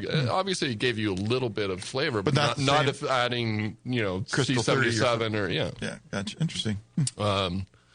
So that was actually a night that I couldn't really sleep because I knew that there was something going on at the brewery, and I was away, and it wasn't my brewery, but at the same time, I respected it enough that it was my brewery. You're responsible for it, yeah. And then I was like wondering if the hops were going to actually make it the next day, because they're flown overnight. Right. And so I'm like, I go back in at like 6 a.m, and I'm like running off. We were done running off, actually. So I bring it to a boil, and I'm boiling it, and wondering if the UPS guy is going to come by anytime soon. I'm like, Anyone? Bueller? Yeah. Supposed to be here by 10. It's 10:10. What the hell is this guy? He's not coming today. By the way, it was probably 10:01. I know Roger. Yeah. It's probably 8:30. Yeah. I don't know. Actually, it was 9:30. It was the day before.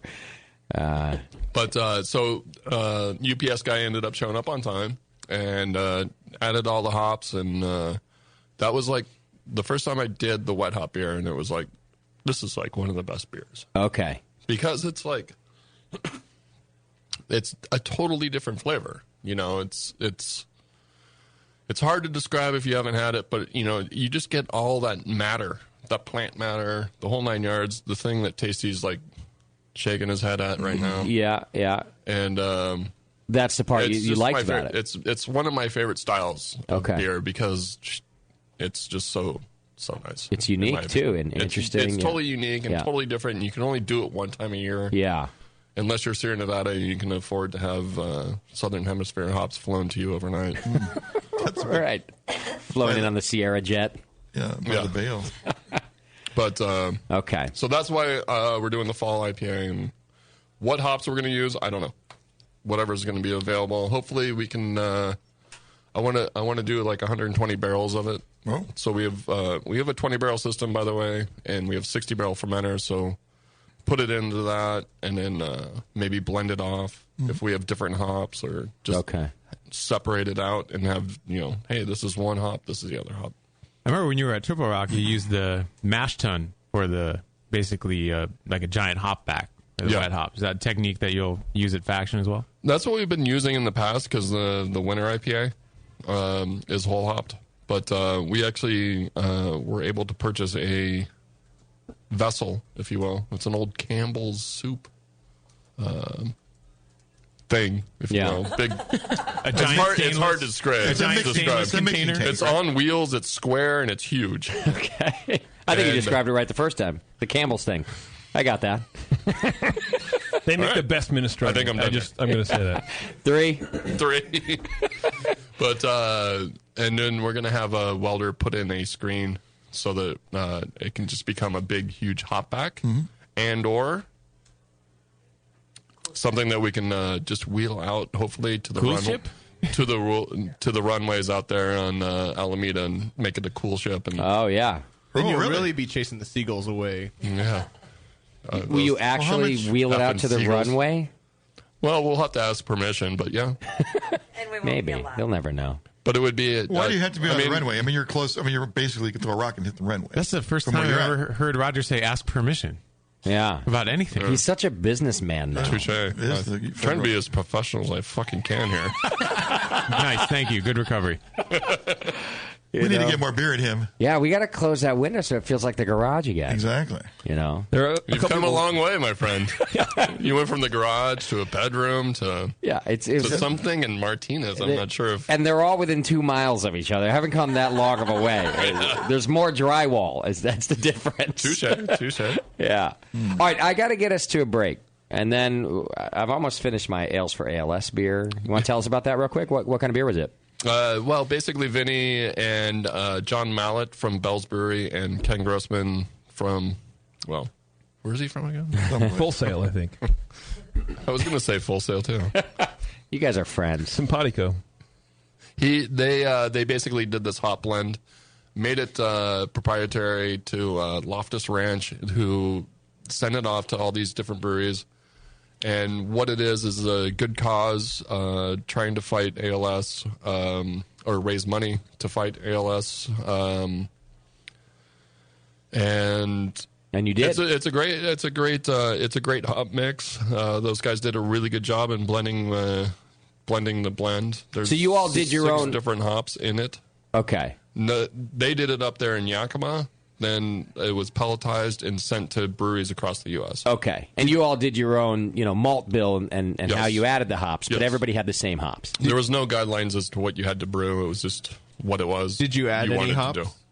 Did you add any hops other than during the brew day or dry hopping with additional? I pretty much bitter everything with the Horizon, just because it's a high alpha local humulin, and then everything after that was this ALS blend. What style of beer did you go for? We went with an IPA, but on the lower side of the alcohol range. Came in at like 6.5. Okay, it's good beer. It's a nice beer, and we actually did a festival over at Faction, which I think pretty much everyone but JP showed up because he was banned. But I did try, but they stopped me. Yeah, I did. I saw your banned. I saw your picture on the wall, JP. Yeah, it's called banned. He got close, but his IPA radar went off, and he had to leave. Yeah, there's an alarm. It's like a red light. It goes off, swings around. It's weird. But we had a very, very successful beer fest that day, which was July 26th. It was so fun. Yeah, Claudia and I were obviously stressed out for the whole week going up to it.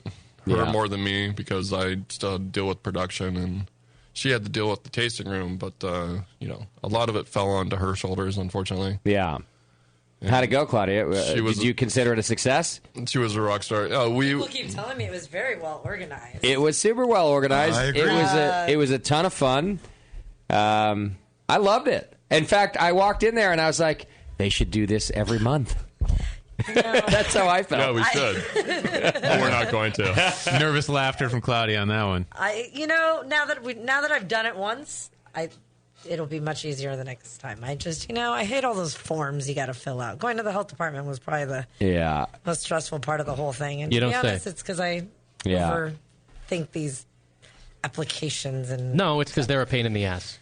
They are, and I didn't realize they don't really ask for too much. I just, overthink it. That's why we don't have food affection, because I don't want to deal with all that stuff. Yeah. But now that we've done it, I think that it will be, and apparently it turned out pretty well. It was great. It's a great festival. For a first time, I think you knocked it out of the park for the first time. I mean, that's how we felt about it. Well, the thing is we've been to so many beer fests. We know exactly what brewers would like, how the people would like to see it. Yeah. So it's kind of like it's kind of funny because we actually lost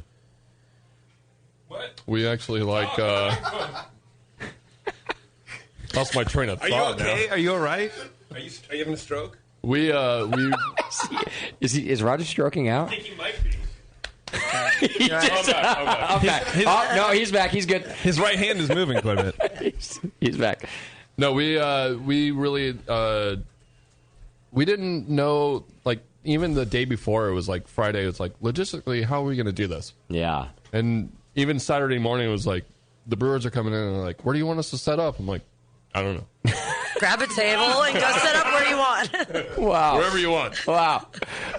So, luckily we had a lot of friends to help us, So when you say that you guys have been to festivals and you know what brewers want, what you meant was brewers know what they want, so we told them to go do it. Just do it. Well, do you want it inside or outside? And they're like, I think inside. I'm like, sweet. I mean, because there's a lot of people outside already. Inside's that way. Go. I don't know what time you get there to start setting up for, the Winter Brews Fest, but 4 a.m. Really? Yeah. We showed up at 9 for the ice delivery. Yeah, the ice was delivered in a van. Like, really? Yeah. So shouldn't this be in like a freezer truck? Yeah. Breweries were showing up 15 minutes after we did and asking, hey, where should we set up? I'm like, I don't know. Grab your own table and go put it where you want. Grab some ice. Listen, I like your method. It came out great. I think we're overthinking it over here at the BN. That's the thing. Is like we were just like, what do we do? What do we do? What do we do? I don't care. Yeah. All right. And you know how we roll. I mean, we basically we're the people that show up at 12:45 for a 1 o'clock festival, and it works. And when it's your own fest, it's the same way. Yeah. Unfortunately, we're there early. We were ready to pour. But we set up late. Still.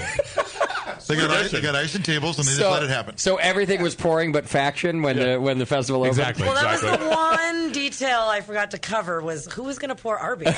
And turned out at like 1:15, I ran out to our booth like, I hope somebody's pouring our beer. And yes, somebody was sure there. Enough, somebody was. Yeah. No, we actually turned the jockey box around so everyone could serve themselves. That's the way to do it right there. That would have been awesome. We were the only people without a pop-up tent outside, so we were in the sun, but... Yeah. Well, it's your building. You never think you need a pop-up tent. It's your goddamn building.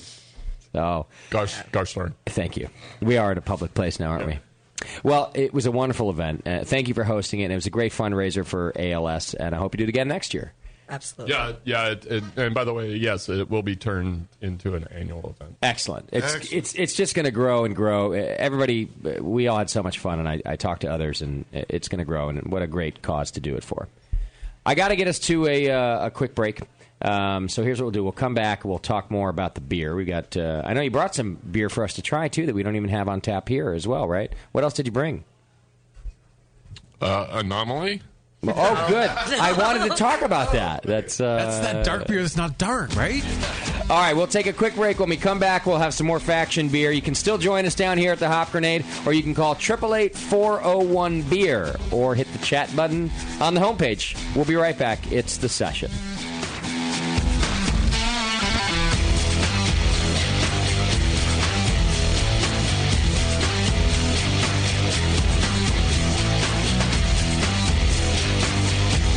Listening to the Brewcasters. On the Brewing Network.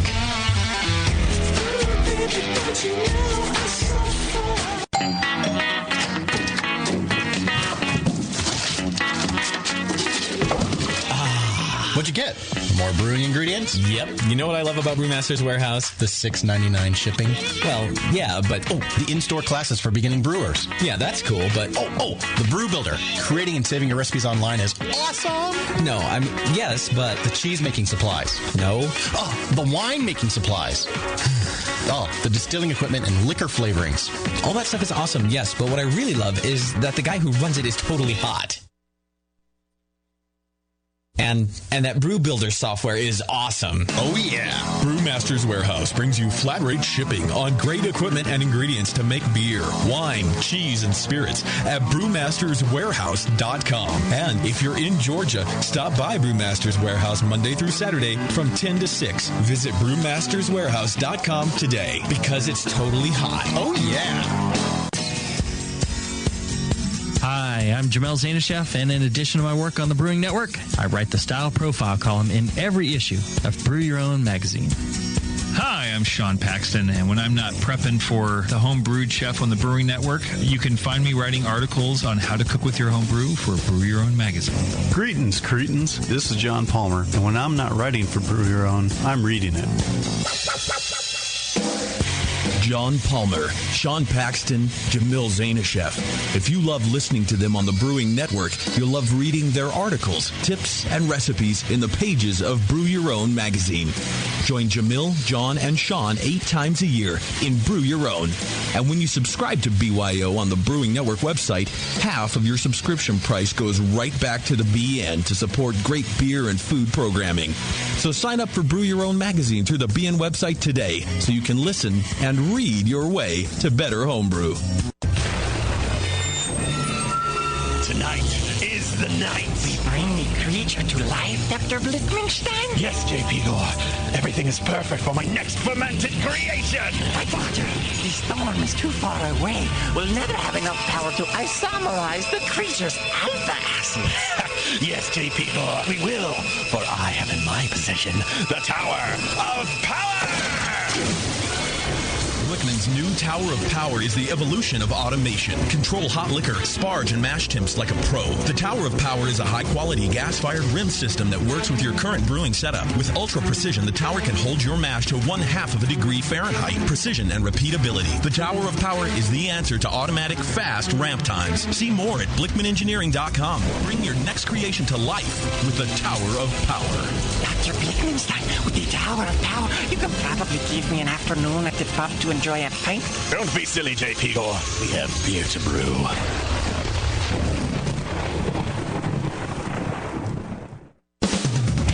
The best thing to happen to brewer's yeast in a century is from White Labs. For pro brewers and home brewers, yeast in the new Pure Pitch package powered by FlexCell technology redefines how fresh your yeast can really be. That's because your yeast is cultured, grown, and delivered all in the same Pure Pitch package. It's never been transferred and never been exposed to the environment. Pure Pitch is powered by White Labs' proprietary FlexCell container, which took 6 years to develop and is designed to be the best purest home your yeast has ever traveled in. Just cut open a Pure Pitch package and pitch the purest yeast possible. Learn more about Pure Pitch, powered by Flex Cell Technology, at whitelabs.com. And while you're there, sign up for one of the many great classes White Labs offers, like Yeast Essentials 2.0, coming up August 22nd and 23rd, or any one of their great workshops for brewers, distillers, and vintners. Pure Pitch from White Labs. 6 years to develop, refine, and perfect. 2 seconds to open.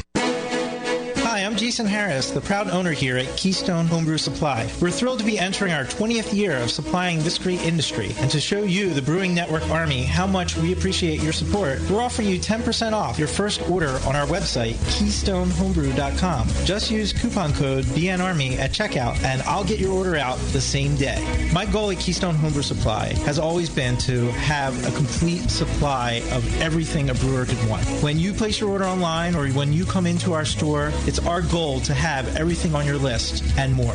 One aspect of KeystoneHomebrew.com that we're really excited about is the ability to fulfill customers' exact grain bills. Do you hate to wait? Keystone Homebrew Supply can get your precious yeast and hops to you within just 1 day if you live between Connecticut and Virginia, and within 2 days east of the Mississippi. KeystoneHomebrew.com. Coupon code BNARMY. I'm Jason Harris, and I approve this message.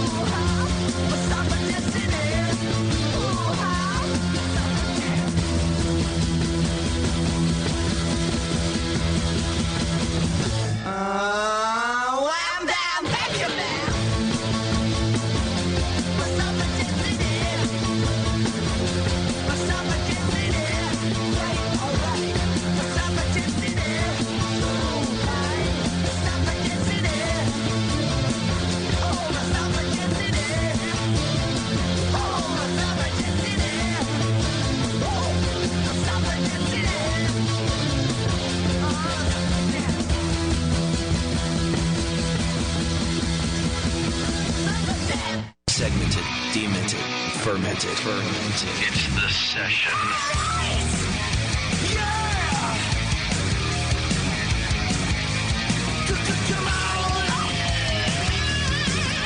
Welcome back to the program. Thanks for hanging out with us. It's the session live from the Hop Grenade here in Concord, California. And we got a few things left to do tonight. We got some more beer to try from Faction Brewing Company. And so do you if you're hanging out with us here in the studio. You can try some Faction on tap. The barley wine's on tap, which I enjoyed quite a bit yesterday. And, well, we got a lot of things on tap from Faction. 2-hop collab, too. I think it's a Simcoe Amarillo 2-hop. That's really good. That's on there, right? Whoa. We changed it to just 2-hop. Oh, you did? Yeah. You and your name just changes. 2-hop. When's that? Who does all the naming? You, Roger? Of course. Of course you do. Yeah, it's called 2-hop. You don't know why? They use 2 hops. It's Roger's name. I'm ingenious. Yeah. It's called Faction Pilsner. Want to know why? It's a Pilsner. Made it Faction. No, we called it Pills. Oh. Shit. See? Fuck. I'm stupid. Like... Hey, real quick, I need to let you know about a great sponsor of ours, Adam and Eve. AdamandEve.com. That's I love right. those people. You can go to AdamandEve.com right now, and it's a way to shop for adult, oriented things that you don't have to go to that creepy store down the street in Pacheco. Your feet stick to the floor. No, they don't. So, maybe if it's in your own house, I just go into your bedroom when you're not there and borrow stuff. And your feet stick to the floor. What is this beer I just had that tastes like a stout but doesn't look like one? That was all the backwash. Anomaly. People are talking about it. If you're looking to spice things up in the bedroom, Roger, you bring that one. That's right. Talk about an anomaly. Go to AdamandEve.com right now. Use coupon code BNARMY. It's BNARMY. And for a limited time only, you get 50% off just about any one item. You get 3 free adult DVDs. You get free shipping, and you get a gift so sensual that they send you a different one every time, I think, because it would be too much sensualness if they sent the same one every time. And so sensualness is a word, yeah. Seasonal sensualness. Seasonal sensualness. That's right. If you order in the fall and you order in the summer, much like the Faction model, you'll get a different level of sensuality. Go to AdamandEve.com right now. Use coupon code BNARMY. All right. So we got Faction in the studio today, and you guys should thank. I didn't make you do adult DVD topics, so you got off easy, Roger. Well, not as easy as you would if you order from AdamandEve.com. I'm sorry. What was the question? Roger has the look on his face like we get Yelp reviews about when we greet people at the door. Which is very disconcerting. He's not. I know that he's happy inside, but outside he's like, "Fuck this." I don't think he's happy inside. He's cautious. It's supposed to. It's the same. It's actually the look is accurate. All right. So, do we get some more Faction beer in the studio? Because I know we wanted to try a couple of different things. Putty Porter is a beer, one of the beers that surprised me when you guys opened, Roger, just how damned good you are at brewing all the different styles of beer. So tell us the genesis of Putty Porter. Is this an old recipe of yours, or did you design it just for Faction? I'm sorry, just watching Tasty spill beer all over the place. Oh, yeah, almost that was pretty all good. over the place. Overshoot the. Have another glass. Anomaly, bro. Tasty, did you start drinking early today, or are you just? No, just when I got here. I don't think he's stopped since 1974. Are you asking me how high I am? No. I would. Tasty, I would never ask that. We already know. That would be rude. Yeah. Tell us about Putty Porter and where this recipe came from. Something you've had for a while? Because this was one of your early beers, right? At Faction? This is actually a beer that we made for Collaborative Evil, which was a program that Todd Ashman from 50/50 put together. Oh, yeah. Who apparently is moving on and going back to Flossmoor Station. That's right. So hold right there just for a second. No, I'm not done with it. No, you have to stop. If you want to learn about Collaborative Evil, you can go to our YouTube page because they did a discussion on it at the Great American Beer Festival a couple years ago that we recorded. Right. So just go to youtube.com/Brewing Network. You can hear Todd talk about how the Collaborative Evil thing came about. Now, so I had heard that rumor. Is Todd? So Todd's way leaving. To throw in a little commercial there. So Todd's leaving 50/50? Yeah, apparently he's. I read it. Okay. No one else in this room has heard of it? No, we did hear about it on the Facebooks. Okay. I read it on the Facebooks? Yes, he announced it on the Facebooks. All of them. That's an internet website. If you ever. Roger knows nothing about it. You search for Roger Davis and you get no hits on that site. You get it's a whole page full of black hoodies if you search for Roger Davis. Too soon. Try MySpace because I'm still working on my page. Still working on your band page? I've been sending you friend requests there and nothing. No, that was Friendster. Oh. Friendster, baby. No, anyways, so it's a Baltic Porter that he requested that I think there was like 8 of us at the time, and this was 4 years ago, GABF. And we were all supposed to enter it in whatever category we felt fit. Okay. And at the time, I was just going to be like, all right, well, it's a Baltic Porter, and why don't I put it in the Baltic Porter? You know, sounds logical to me. Some people barrel age their beer, and then they put it in the barrel aged category, and blah blah blah. Yours isn't barrel aged. This is not. Okay. And I've, you know, when he invited me, when Todd asked me to be a part of this, I was like, I don't know how to do a Baltic Porter. You know, you had never done one? I had never done one. And to be honest with you, and I told Nate this a long time ago, I actually listened to Jamil's show about, like, you know, Baltic Porters. Okay, yeah. Which was a wealth of information. He really likes this style. It was something he was fond of, and he had a good recipe, so...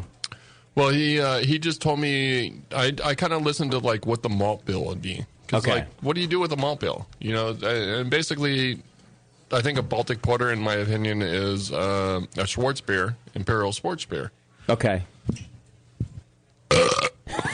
Wow. I like that Roger, he turned the microphone away, Old Roger's but that coming actually back. was just to take a breath. Well, yeah, because you That don't was want to JP, hear, dude. What you don't are you want to talking hear about? him taking a breath. That's bad radio. And right. Yeah. You're right. See, because he's a professional. You've done this show. plenty. Well, I was wondering if it was going to be puke. But anyways, but didn't care either way. And by the way, by the look, so were we. We were all wondering the same. Yeah. Well, we saw Claudia duck, and we were like, well, she knows. I got this. It's a little chunkage on the It's microphone. fine. We'll just replace that when you're gone. Okay. Thank you. Can you replace it now, actually? And by... No. So anyways, when he said that it was going to be a Baltic Porter, I was like, I don't know what the hell, how to... Whoa. Keep going. Do we have a candle lit? Candles to light as well? The push mix has hit.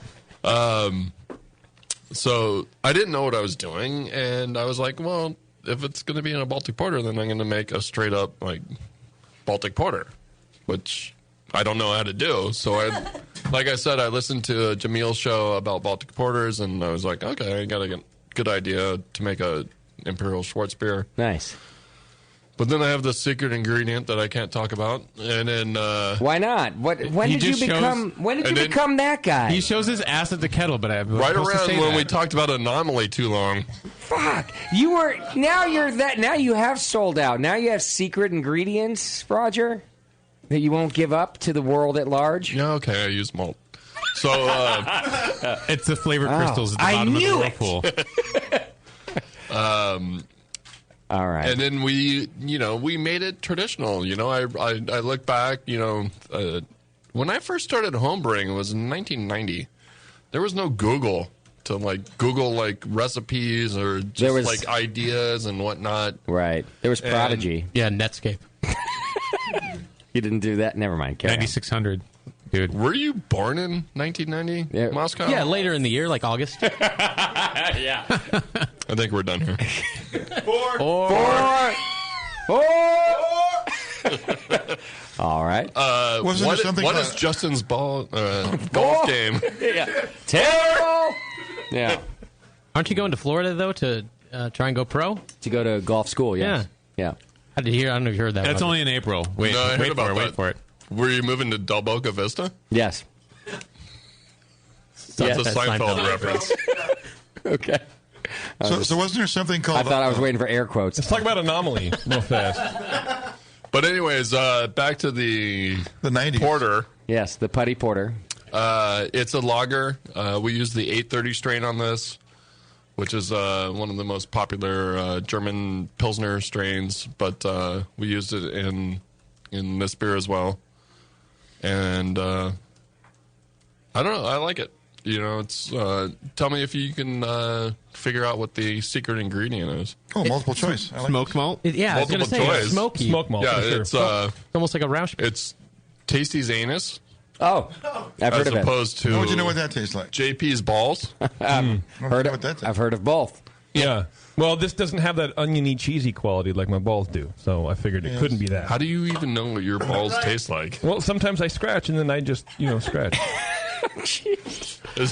A flavor sample. Yeah. Sometimes I kiss Warren afterwards. Quality assurance. Yeah. Justin just waved to the crowd. QA. That's what I'm going to do from now on. When it gets like this, I'm just going to sit and wave. Hey, guys. And they're going to be like, why does that guy look so angry? The waving guy. This weird waving guy in a window. Give him the queen wave. Yeah. The people are more engaged now. They like this. Is Do the more. secret ingredient smoked malt? No. Really?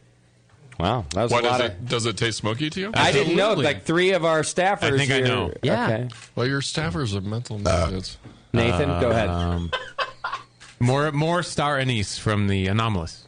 Star anise. Anus. So maybe it was you said I anus. believe it's pronounced anus. Anus. Star anus. I'll take anus for 500, please, Roger. What is the sphincter muscle? What is the purple asterisk? Nathan, coming through. Yes. Is that an Adam and Eve category? That was a special. Yes, it is the purple. Okay, once is enough. I could tell you, but then I'd have to kill everyone. Is it star anise? Survey said it's not star anise either. But it's on that level. Do we have any more? I What got else like you got, half Nate? an ounce in my glass. Beardy. This guessing game only works if you eventually reveal it. Bacon. Okay, well, then Is it the guessing bacon? game is over. You won't reveal it? You're really not going to?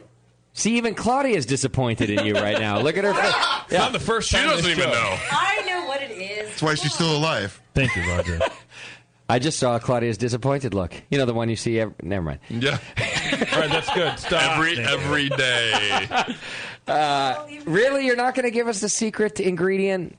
I'll give you 2 more guesses. All right. Nathan, I'm counting on you, sir. You've got the palate in the room. Or Tasty, you haven't guessed Licorice. yet. I'm thinking here. Licorice. Well, that would be the star anise. No. This is different. What's That would the actually star be- news? You know what I'm talking about. Licorice. I'm throwing down with that one. He did say, Roger did say it's close to the star anise. I'm just copying what was in Anomalous, and if we say them all long enough, we're going to get one of them. Coriander. Coriander's correct, sir. Yeah! Negative. No. Ginger. No, just kidding. That's Scott. Not a guess. Scott. No, I prefer Marianne. Did he say no to bacon? He did. No, Nate was on the right track. It's actually... Yeah. No. You're such a... I didn't say here. Why would it be a secret ingredient if I told everyone? I It's never more, thought you'd be that brewer. It's more lactose. I am that brewer. You've always been. I just didn't know. Unbelievable. Exactly. No, it's licorice sticks. It is licorice. Oh, it's liquor. Well, Nate got it. He just didn't say sticks. Like straight up Twizzlers from the convenience store or what? Twizzlers are not licorice. I would. Is it Twizzlers? Is it black licorice? It's Twizzlers. The black ones. But it's in It's not like shavings. He fancy shaves Italian it like orange licorice. peel.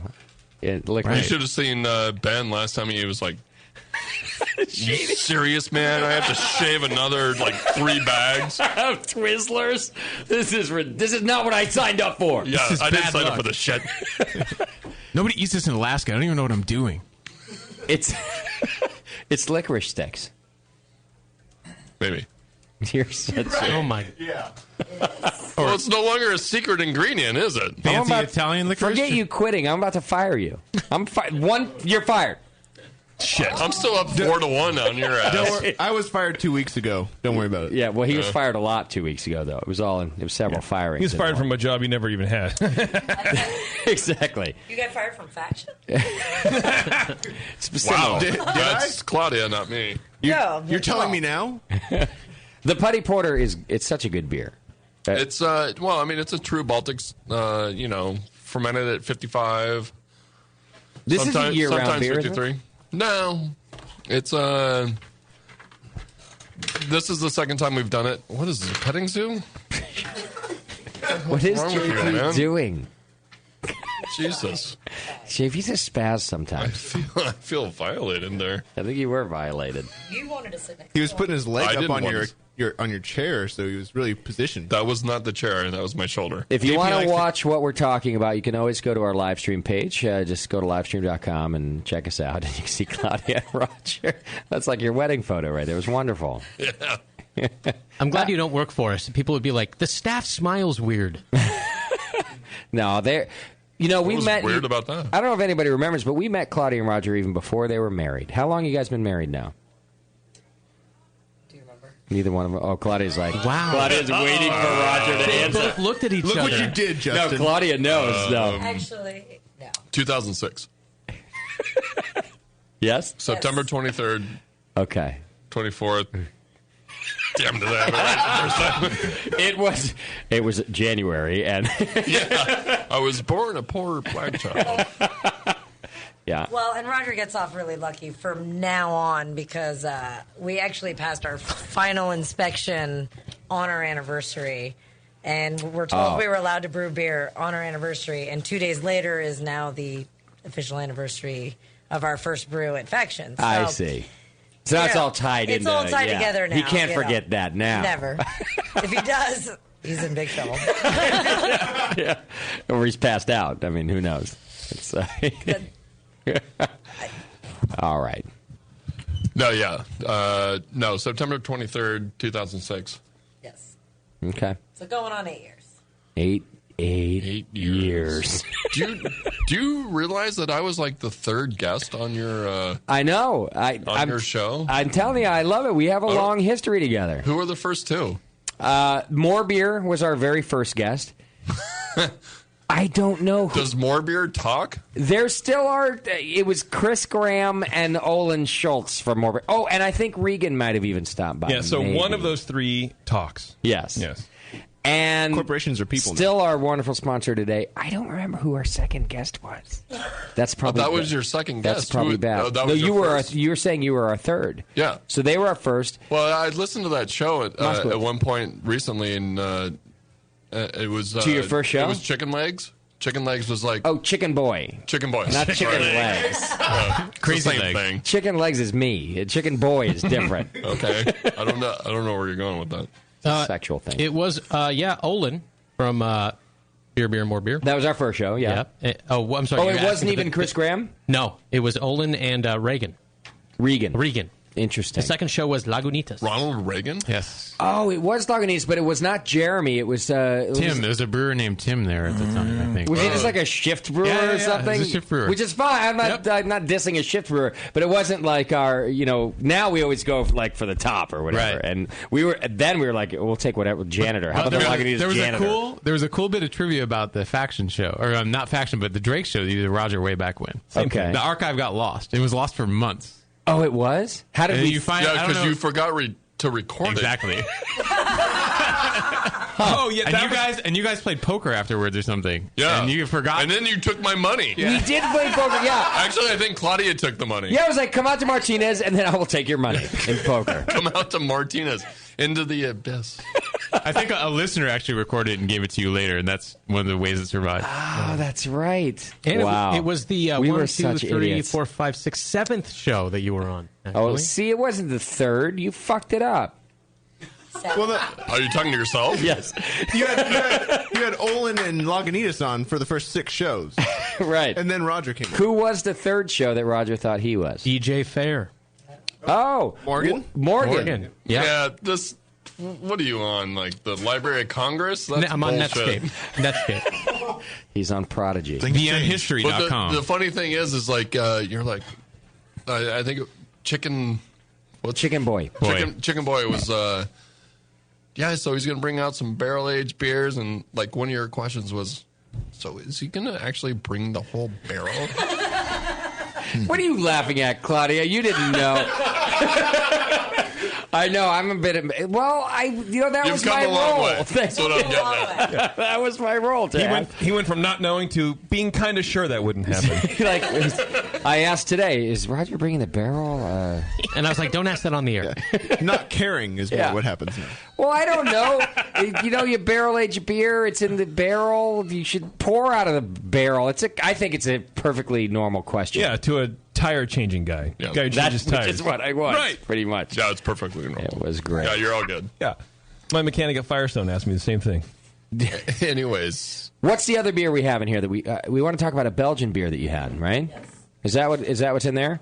DEFCON 2. You guys have the little growlers and the big growlers at your place, right? Yeah, that's right. You can go in and buy either one? Yeah, that's right. Do you sell a lot of the little growlers? Am I the only lush who's like, why would you get a little growler? Yeah, because you can get two different beers for the price of... Essentially the same price. Oh, is that what it is? You can get two. Oh, Welcome back to the show. And for one that's person, smart. Even turns out Variety. Variety. If you're a solo drinker, talk into the mic, would you sorry, please? I don't like Come the on. mic. Variety, and then, but Yeah. if you're a solo drinker and it's just you, Right. 2 pints is perfect. Okay. Whole growler.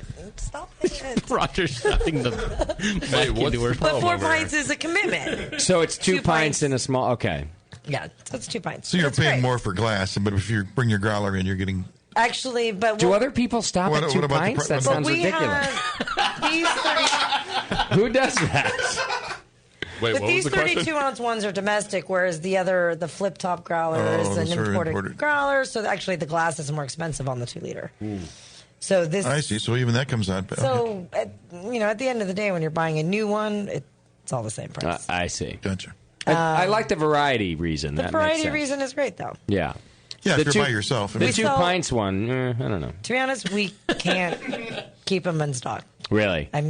I mean, we've been open since December, and I'm on our 3rd order of growlers. People got to come back and fill them up or something. No, they do. Okay. That's the thing. They but do. you're developing that many new customers. Yeah, Nice. but when I was just telling you, when I was looking at numbers, we sold, over 100 new growlers That's right. just this week. Wow. Pallets coming in weekly. That's pretty amazing. Yeah. It's a lot of growlers. Good job.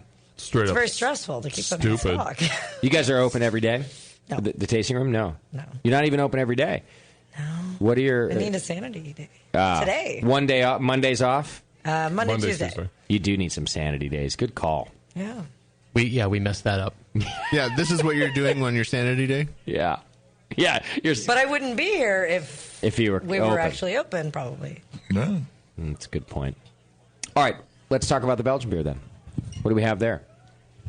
And what is it? DEFCON. DEFCON 2. It's a double? DEFCON 2, which is we decided to come out with this Belgian line, and we're calling it the Dick Off. You're calling it Dick Off? You're right, buddy. Dick Off's a weird name for. Is that that guy who? So this is Dick Off 2. Okay. He was a guy in Desert Storm, right? All The right, General? it's going like this now. General Norman Dickoff? Yeah. When did That's it my not- beer. Don't fucking touch that. Yeah, you don't want H1N1. Not only going to touch it. I'm not even going to try to host anymore. I'm just going to hang out and see what happens. Have you been trying? No. Yeah. I'm just going to go This ahead. is the messy show. It's the messy show. Although I expected it to be messy later in the show. You don't remember Roger. Yeah. I tried to screw it up as much as possible in the beginning. And I feel like this time you're literally just fucking with me. I don't even think it's like... Because you're way too professional now. You got a TV up there. You're the one who's too professional. You won't even tell us how you make beer anymore. That's your Why would I? That's your high watermark for professionalism. You have a TV in the corner. That's an LCD. That's not even a CRT. There's no going back, rich boy. You richer. You sell out. I'm the sellout now. 1%. You became a sellout when you started stepping on the little guy. Beaver, why are you asking me if my internet is dead? Live stream took a crap. Because we're having issues with the computer streaming, and somebody said that listening through the site is also not working, so I'm trying to figure it out. It seems to be working on my end. Okay. Oh, your customers are watching porno I out can't there. Is that answer why? technical questions through text. It's just never. It never works. That's okay. In 8 years, it's never worked. And the only Text person is that, terrible. whenever Push is in the room, he does this. He asks technical questions on air, and it never. Can we get back to faction? It never happened. No, Anomaly. Roger. Let's you talk just, about you anomaly. sit down and you just wait. Put your Roger. pants on, take your pants off, and sit down and wait till we talk about your ass. That's right. That's all you're here for. He's like, I really want you to ask questions so I can not answer them. Yeah, how about I ask you about another secret ingredient question, Rogers? We have some great radio. Teabag. Faction. All right. Faction. Faction. We'll just change it back to faction. Faction. It's our new go-to. Faction. Faction. Is this a meltdown in segment 3 Faction. right here? Faction. Yes. Faction. Yeah. Maybe if I What, you didn't expect this? maybe if I With put my me here? glasses on, things will get normal. I don't think again. it was licorice or something in that. How about now? Is it normal again? That made it it worse. Look like you won those glasses out of a Cracker Jack box. Did it just get weird? Did you get a Big Mac with those? Give those away at the state fair. What, did you get a free bowl of soup with that? I did. But it looks good on you. It was vegetable soup. Thank you. You're welcome. Yes, Push? It was minestrone. It was very nice. I really enjoy the fact that I get blamed whenever there's a technical problem. It's fine. I know it's my job. It's good. It's because you're the asshole here. Well, you're a pretty techie guy, so... Right. So fix something. Someone has to be the catcher. It's okay. Now it has to go there. Here we go. Ding, ding, ding. All right. How about this Belgian beer? What are we drinking? I don't know. DEFCON 2. DEFCON 2. Tell us about this beer, Roger. I have nothing to say. I just got dissed by the Claudia. That's your real name. You're the brewer. Well, my friends call me Harry, but you can call me Steve. Just tell us about the sorry. goddamn... All right, we're going to break soon. Anyways. For the week. And we're done here. 5. We should have got an over-under before Was that we got 5? in. What happened to the 4? Remember we screamed out Justin's golf game 4? My golf game. Is that what that was about? Went over my head. Anyways, so this is DEFCON 2. It's a Belgian-style triple. It's made with the Chimay strain. Lightly hopped with Saaz. Castle malt. Big fan of the Castle malt, which is out of Belgium. Mm-hmm. It's very pleasant. It's like 7.5%. Isn't that low for a triple? I'll pretend who said that. I didn't hear that. Anyways, is that wrong? I'm trying to figure out the style. Is that way out of the out of line? That question. I love that it's only taken us 3 weeks to get to this show in the new space because we didn't really waste any time. We're just fuck it. We're going for it. Faction. Ballast point. Can't say triple rock. It doesn't work anymore. Faction. I'm gonna. Ballast point. Should I take us to break? I think we probably need a break. The thing is, when we come back from break, we have to do beer news and then find the fake. So we're done with you, really. It doesn't mean you get to leave. Did I just get fired? You might have just gotten fired. You don't get to leave. We're just done with you. No, I'm out. No, dude. you have to stay. It's going to take me like 6 hours to get back to my house from here. You have to fly it back to Alameda. To answer Scott's question, is the low end of the style. Totally appropriate. I don't even remember the question. No, it totally is. Yeah. Belgian triple, I mean, what do you consider a Belgian triple? I don't. You're the brewer. You don't. And yet you're giving me shit. I don't know. I thought triples were more in like the 8-9% range, but what is the range then? No, 7 to 9? Yeah, I would say it's 6.5 to like 8.5. It can be that low. Okay. 7.5 is the BJCP style guideline. Yeah, well, thank you, BJCP blowjob. Judge. Well, Nate wasn't going to fucking jump in. So. I appreciate it. I was going to let you guys have fun with that. And now everyone's going to turn angry. It's like saying Nate's name. And by the way, can't wait for this Nate. break. This just got real in here. Yeah. Can't wait for this break. JP's going down, bitch. The guidelines say that it can be as low as 7.5. But I don't know. I mean, I think we expect more from Roger because he's kind of an extreme brewer, and I thought maybe it would be around 10%. I would want like double digits at least. If it's not double digits, I don't think it would qualify as a faction Belgian style beer. Thank you. That was his new character. BJCP judge. Wow, yeah. Nate the judge. Yeah. That's what we just got right there. That was fantastic. You were a lot more articulate than I was, and I appreciate that. That's what I was trying to say. Yeah. I'm just talking about the style. I don't know what you mean. What the fuck? Oh, he has a cleft palate. All right. Cleft palate, man. That is a total cleft palate. I'm taking us to break. Please do. Throw some water on us. Hang in there. It's the session live from the Hop Grenade, and we'll be right back. I think. Maybe. I'm not. Sort of. We'll be right back. Uber. You're listening to the Brewcasters on the Brewing Network.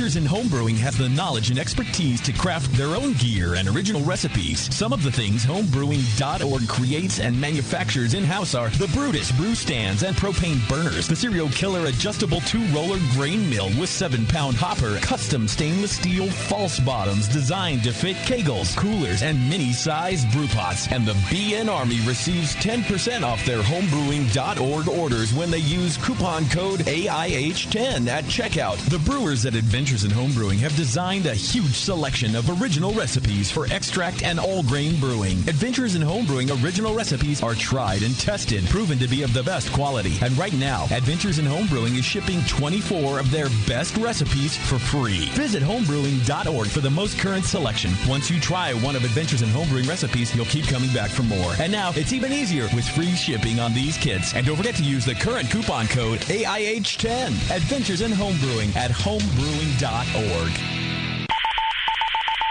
This is a public service announcement. Hey, dude, I think there's... what's wrong? You don't look so good. There's something wrong with your beer. It's making everyone sick. Don't let your beer make your loved ones ill. Proper cleaning and sanitation is the key to avoiding puke on your shoe. But I used an all-in-one. Cleaning and sanitizing cannot be done in a one-step process. No cleaner can sanitize, and no sanitizer can clean. The amazing chemists at 5-Star Chemicals have your solution. Clean with BBW and sanitize with Star San. Fantastic! Your friends and loved ones will thank you. 5-Star products are available at fine homebrew shops near you and online. Put your best beer forward with 5-Star Chemicals, your one-stop for the cleanest two-step solution. Downtown Joe's, where everyone is welcome, especially if you like drinking and tasting beer. Head brewer Colin Kaminsky's favorite beers are the Tantric IPA and the Double Secret Probation IPA. But you'll have loads of others to choose from when you redeem your exclusive Brewing Network savings. Downtown Joe's is the best brewery destination and the hottest night spot in Napa. Colin invites all homebrewers and fans of craft beer to stop by and enjoy the great food and beer. Whether you're in the mood for riverside dining, live music, or just hanging out at the bar to meet a person of the opposite sex or a person of the same sex, Downtown Joe's has exactly what you're looking for. And now just mention the Brewing Network to receive $1 off your beer at Downtown Joe's. That's right, take $1 off every one of their great selection of craft beers, including the Lazy Summer Wheat, Golden Thistle Porter, and the Triple Dog Dare You. Come to Downtown Joe's and enjoy the laid-back atmosphere of Napa's best brew pub. Visit downtownjoes.com right now for current beers, the live music schedule, or to drool over their delicious menu items. Downtown Joe's, your neighborhood brew pub where everyone is welcome. When I order a beer, I want my server to know more about it than I do. I want someone who enjoys good beer and loves helping others enjoy it too. I want someone who knows how to pour a perfect pint for every beer style. I want a Cicerone. The Cicerone Certification Program is creating the type of people who help you enjoy great beer. Home brewers and craft beer lovers know beer is more flavorful and complex than ever, and it takes some serious knowledge to store and serve beer right. Cicerones know beer. There are 3 levels in the Cicerone program: Certified Beer Server, Certified Cicerone, and Master Cicerone. Cicerones are truly the sommeliers of beer. The best beer locations have a Certified Cicerone on staff. Relaxed and unpretentious. Cicerones are tested on storing and serving beer, beer styles, flavor and tasting, the brewing process and ingredients, and pairing food with beer. Learn more about your next beer guide at cicerone.org. Certified Cicerone, because it takes top talent to present a perfect pint. Hey, Wooly, I'm beat. Can we find a nice tree to just hang out in for a while? You're beat. I've been swinging through this forest for 50 years, ever since we first escaped from the circus. I know, but there's got to be more to life than exploring this creek and trying to populate the valley by copulating with loose, hairy girls. Marquis, stop. Look. What is that? It looks like a man-made treehouse. With fresh food. And craft beer. Welcome to the Creek Monkey Tap House, boys. Grab a seat. Creek Monkeys drink free. Awesome! The Creek Monkey Tap House in Martinez, California takes their mission of fresh food and beer seriously. They only serve locally raised beef and chicken, as well as local sustainable produce. It's better for you and the planet, and it just tastes better. The beer and wine at Creek Monkey Tap House are chosen with the same care for the highest quality and rotate frequently to make each visit an adventure. Swing on into the Creek Monkey Tap House and enjoy a new legend of amazing food, beer, and wine. The Creek Monkey Tap House, online at creekmonkey.com. You know, you make me feel so good inside. I've always wanted a girl just like you. You're such a pure, pretty young thing. Ooh. Where did you come from, baby? And ooh, won't you take me there right away? Won't you, baby? Tenderoni, you got to be. Spark my leg, just sugar fly with me. Don't you know now is the perfect time? We can make it right in the city lights. When the night is the love thing. Let me take it to the max. I want to love you. Pretty young thing, you need some loving. To the love and care, and I'll take it there. Girl, I want to love you. Pretty young thing, you need some loving. To the love and care, and I'll take you there.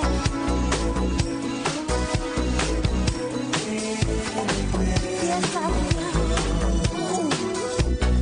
Nothing can stop this burning desire to be with you. Gotta get to you, baby. Won't you come as emergency? Cool the fire, yearning, honey, come set me free. Don't you know now is the perfect time? We can dim the lights just to make it right in the night. Hit the love spot. I give you all that I've got. I want to love you. Pretty young thing, you need some loving. And the love and care, and I'll take you there. Yes, I will. Yes, I want to love you. Pretty young thing, you need some loving. And the love and care, and I'll take you there. Yes, I will.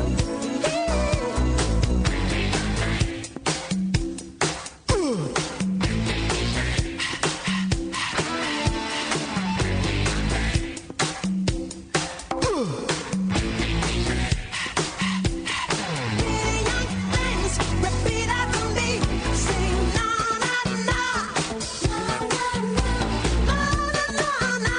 Na na na. Sing na na na. Na na na. Na na na. Oh, take it there. Take it there. I want to love you. Pretty young thing. You need some loving. The love and care. And I'll take you there. Take you there. Take you there. I want to love you. Pretty young thing. You need some loving. And the love and care. And I'll take you there. Take you there.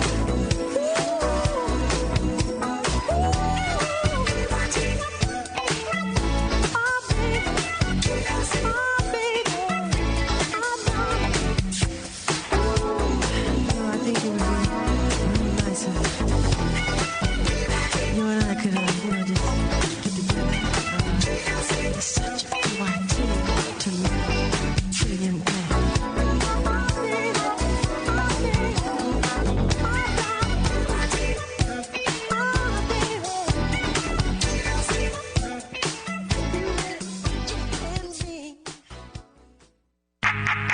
You're listening to the Brewing Network. Because like beer, radio shouldn't suck.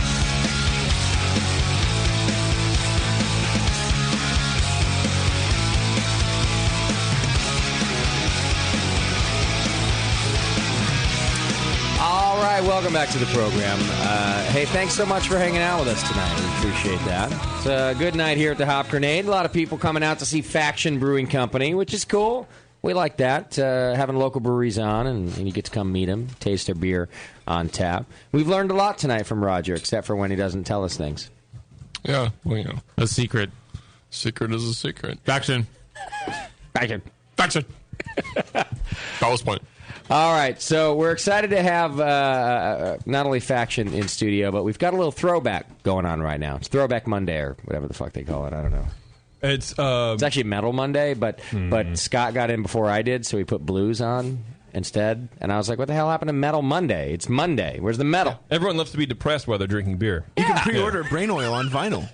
You can. Oh, Nate, I saw that. Can. Brain Oil on vinyl now, huh? Brain Oil on vinyl. We always have, but this one's been out of print for a while, and it looks really cool. So go to tankcrimes.com. You can find Brain Oil on vinyl. That's some serious Metal Monday right there. It is. I was listening to that on the way in, as a matter of fact. Is that right? On vinyl? You have a record player in your car? Yeah. You didn't know that? 8-track. Yeah, 8-track. The old Acura has a turntable. You have to plot a very even course between here and there. It doesn't have a turntable, but it does have a tape deck. Good. Yeah. It really does, doesn't it? It really does, That's amazing. Thank you. From an Acura? Can you buy Brain Oil on tape still? You can. Really? Yes. Our second album you can buy on tape. The first album you can buy on vinyl. So we're progressing through time. Pretty soon you'll be able to buy us on maybe 8-track or CD. We'll see. I love it. Reel to reel, baby. Eventually there'll be an MP3 available somewhere. That's how I roll. All right. Sounds fun. So, just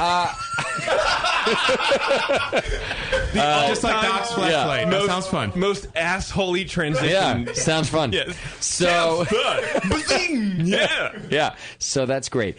And you did good. Welcome to LA, folks. Well, I wanted to talk to you guys about the Siebel Institute. You know, it's a great brewing school, and they're a wonderful sponsor of ours. But not only that, we've got a couple of Siebel graduates in studio with us. Before we talk about that, let me let you know, if you've ever thought about taking a professional level brewing course, the Siebel Institute's got a contest for you where you can go for free. On September 26th, Siebel Institute of Technology will conduct a drawing in which they'll choose 3 lucky winners to receive a fully paid tuition in one of the amazing web-based courses that they have. The top prize will be a paid tuition to the WBA Associate Program in Brewing Technology, giving one lucky student the ability to participate in advanced level brewing technical program. There's no charge to enter. All you got to do is make sure you sign up to receive the Siebel Institute e-newsletter before the 26th draw date.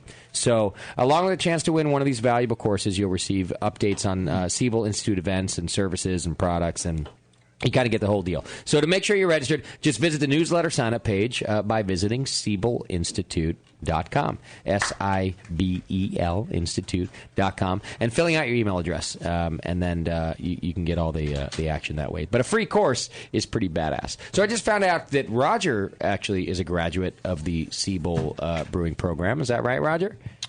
Yeah, back in 1880.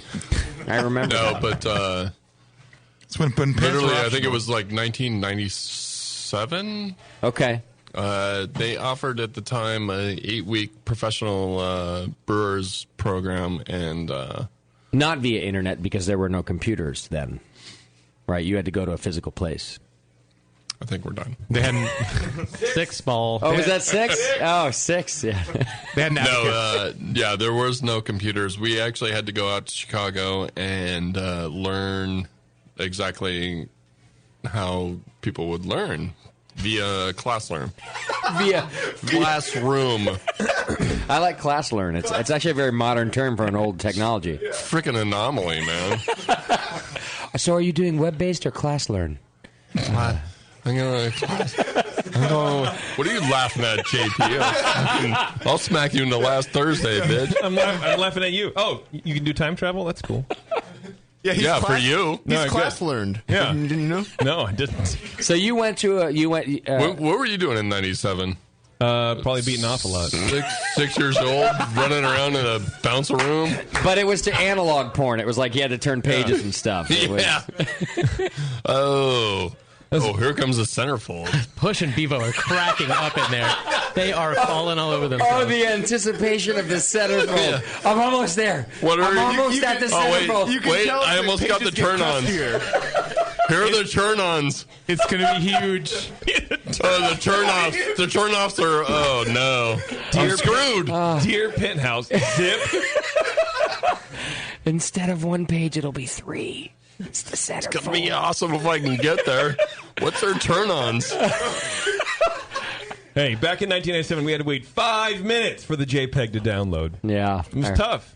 You had Doink, to do something. doink, Yeah. doink, doink. Right. Doink. Whoa. Is that hair? That's so cool. I've never seen that. Where is that hair? Before I don't know. Is yesterday? that her head or not? I think don't Prodigy know. got an upgrade. It's faster now. All right. Okay. I'm in the middle Pentium of I'm in the middle of a paid sponsorship right Oh, my bad. But luckily Keith is funny and he gets it. Well, big nose. Siebel Institute, Roger. Yeah. So you say. That's all I got. No, when I went to Siebel, it was awesome. It was back in 97, and basically you had to move to Chicago. They had a campus, if you will. Yeah, I will. On North Patterson. Keith will respect that. And how long was your course? 8 weeks. Okay, yeah. So I got to move to Chicago in July of 97. Okay. Have you ever been to Chicago in July? I've never been at all. Is it super humid or what? Oh, dude. Okay. It'd be like 100 degrees and then 100% humidity. Okay. So it'd be pumped up to like 113. And then right when you thought it was way too hot, it would start raining. I become hotter and more humid. And I'm like, I'm from California. Yeah. What is this shit? Why did you decide to go to brewing school? Had you had a brew job at that point before going? Negative. I was still a bike messenger, and I was like, I just knew that I wanted to move on. Okay. With something new. And my parents were nice enough to loan me some Skrill. Nice. So that I can Is that what they called it? Move on. Well, they called it cabbage. Okay. But right. But he modernized it. Old school. Yeah. That was back in the 60s and 70s. Yeah. No. Before he was class learned. Yeah. I'm all educated now. They give me some cabbage in the lid and sent me on my way. Yeah. So you decided if I want to get into brewing, I got to go to brew school. In other words, because sometimes people just go get an internship now, right? They don't go to school. You thought school. I thought school just because you could learn the whole 9 yards, and it honestly they taught us a lot, obviously. But my first job got a newspaper. Didn't even help. Wait, you got a newspaper, or you were delivering newspapers? No, he got his first job out I'll of a pretend I newspaper. didn't hear that. But, No. He found his first job in a newspaper. Yeah, and it was. I think it's anus paper. Isn't it? Well, where are you going to look? You didn't have online shit. There seems to be a lot of time. I'm pretty sure there was the internet in '97. Yeah, fairly certain. So I opened up the San Francisco Chronicle and looked under, B. And it turns out there was actually a thing under brewing. Oh. Just happened to be. This is cool. I might be able to get this one. Turns out I just got out of school. Yeah. I know how to brew. They're looking for a brewer. Turns out I just got out of school where they taught me stuff. I'm all educated. In the classroom. Right. Everything I know starts with a B. So I think I got this. What is this B you speak of? Just talking about the newspaper. Because anomaly starts with... Yeah, you've screwed it up. Now you're going backwards. Damn it. So where was it? Is it time for the plug? What was his first San gig? Francisco Brewing Company. Okay, got it. So that was my first job in 98. And, I walk in, and he basically had like a little thing in the window. And he was right there on the cusp of downtown, Chinatown, North Beach. And basically, you would just have this mass amount of people just walking through. And he put up a little sign, assistant brewer needed. It's like, really? Room for rent. Who are you going to find? Yeah, room for rent was probably going to be better. Wow. So I applied, and he gave me some questions that I didn't know the answers to because they were so asinine. But like what? Like brewing questions, or yeah? Okay. How much hops should you put in in our pale ale? I don't know. In a white chocolate milk stout. That really got the idea going. Right. You left them behind too, Roger, didn't you? Just like Steve. Sorry. Roger just gave me the look. It was more of a collaboration. Yeah. One of the funny things that he taught me was that I didn't learn this in school, but in the work manual, for the brewers, he had a manual that was like 30 pages long, and I think I still have it. So it's always fun to look back on these things. Yeah. But the first thing that he said in the manual was, "You're a brewer, but the yeast is the real microbrewer." Oh, God. That's meta, dude. Wow. I love that. And I was like, whoa, that's heavy, bro. Yeah. Like, wow. Mind blown. Yeah. How did that impact your life? He's a heavy dude. You think about it every day. We still mock him to this day. Yeast, that's the real microbrewer. Nathan, can we get the BJCP voice? Yeast is the real microbrewer if you're paying attention. Thank you. Just the use of the term microbrewer puts it in a time. Well, because it's so small, it's a yeast, you know? Get it? I think it's used as a way to pay you low wages. Roger just pissed himself. All right, so now Roger started at Siebel and obviously has just become a great brewer. I wanted to talk to Win as well, a young man who we met. I thought awesome was the word. We met through EJ Fair, who's next door to the Hop Grenade. And Win started his homebrewing career at our house in Pacheco, I think, with our old friend Chad. Do I have this about right so far, Win? Yes. At 17 perfect. years old, you were there brewing with Chad, and now you've just graduated the Siebel Institute yourself. Yes. It seems like the tables have turned a little bit with Chad. Yeah. Yeah, now Chad's off doing his own. He's got a brewery himself and a restaurant. But you started homebrewing with us, right? Yeah, exactly. Yeah, at the old Rat Pad on the old, I think Jamil's old sculpture system. Oh yeah, the old black one. I still have it. That's right. Perfect. That's where you cut your teeth, and you really got into brewing. Yes. And then eventually you decided to go to school yourself. Yeah, exactly. So, well, first you had to turn 21. Yeah. Can you he was not? like 17. Minor detail. But it's legal to brew You can to brew beer all homebrew. day. You just couldn't drink take. it legally. Yeah. What, is it not legal to go to brewing school underage? Yeah, you can't go to brewing. Oh, you can't? Yeah, there's beer drinking involved with the whole brewing school process. Makes sense. The whole class learning brewing. Yeah. I'm sure Chad was very diligent about you never tasting beer when we were. Oh yeah. He would. Yeah, never beer in my hand. No, he's a straight up fellow. He's a man of principle. Yes, exactly. Okay, so eventually you turned 21, but did you start to know, before that you wanted to go to brewing school? Not really before that. I don't want to say I was against it, but I was always like one of the guys. I was like, I just want to learn everything, by my through a brewer. All practical learning. Like I just want to be I want to be that 30-year-old brewer. That's just. I learned everything, since I was 18. The hard way. You want to be old school. Exactly. Okay. But that's a stupid idea. Yeah, but it was. But that I could. Totally. I was young. Wait a second. But okay, so you thought I don't need school. Exactly. But what changed your mind then?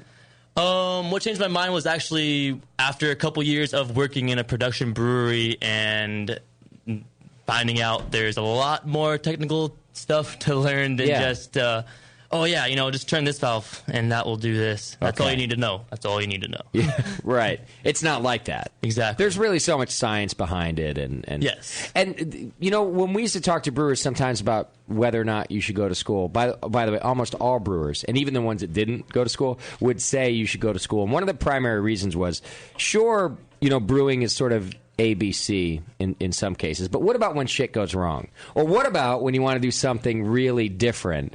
Then how do you work with the science? And you don't really get to that's you got to be taught. Yeah, exactly. That's where that's where brewing school, they didn't really exactly teach you, like, if something went wrong, you have to do this. They just taught you the whole basics, principles of how, yeast metabolism, how stuff goes on. So you take that into perspective when you have a certain problem and you're like, all right, let me go through the steps in my mind, like what I learned through brewing school, bam, bam, bam, bam, bam. All right, cool. That one will work. And that makes sense. Exactly. Because now you know it inside and out. You're not just looking at, I turned the valve and I pressed the button. Exactly. But you have to know more than that to troubleshoot. Mm-hmm. So you did the Siebel course that takes place in Europe, though. You didn't do it here in the States, right? Yes. Well, it was the Master Brewer program. It was the 2 months in Chicago and then 3 months program in Munich. In Munich? Yes. How was that? That was pretty badass. It was probably like, I don't know, I walked into the Domans. It was the Domans Academy in Munich, and it was like a brewer's paradise. It was, little pilot systems everywhere, labs everywhere. Like, you could make a beer and go upstairs and test the BUs on it and look under the microscope. It was an awesome experience. Do you have to know German to do that or No. learn it? Luckily, no. Okay. But all the professors were like the German brewmaster professors. We're just like that once a year American class, the rowdy ones that come into school and. Do they do you get treated that way a little bit, like you're the douchey, rowdy Americans, or do they get it?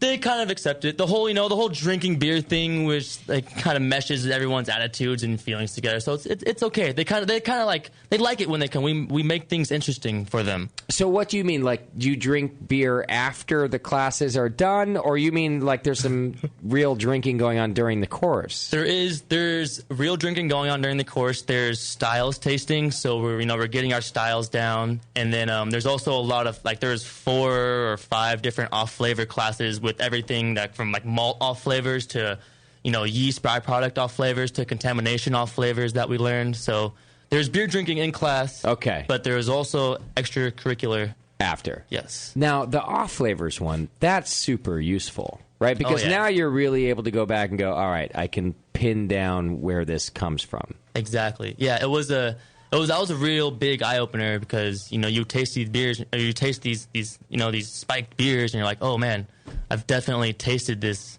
fusel alcohol-y thing in a beer before. I didn't know it was this. Yeah. They give you the tools you need to actually figure that out. Exactly. Yeah. See, I'm kind of envious right now, even of that. Like in this studio environment, there's this annoying buzz going on in my headphones, and there's no way to know like where it even comes from. We just have a million places to look, and I'm going somewhere with this because I feel like when you're given those tools, you go, all right, at least I know where to start. Exactly. This is a grain off flavor, or this is a yeast off flavor, or this is a contamination off. Like you're given a place to begin. Yes. So you're not just in the brewery like shooting in the dark. Yes. Yeah. No, not at all. We're trained. We know what tastes like what, but at the time where they're giving us the spikes at 3 times threshold, so it is a little bit stronger than it comes in the natural environment. But at the same time, it's half of us didn't know, or you didn't know before that. Yeah. I mean, I've tasted like a few off flavors, diacetyl, DMS, the basics, but there's just goes so further.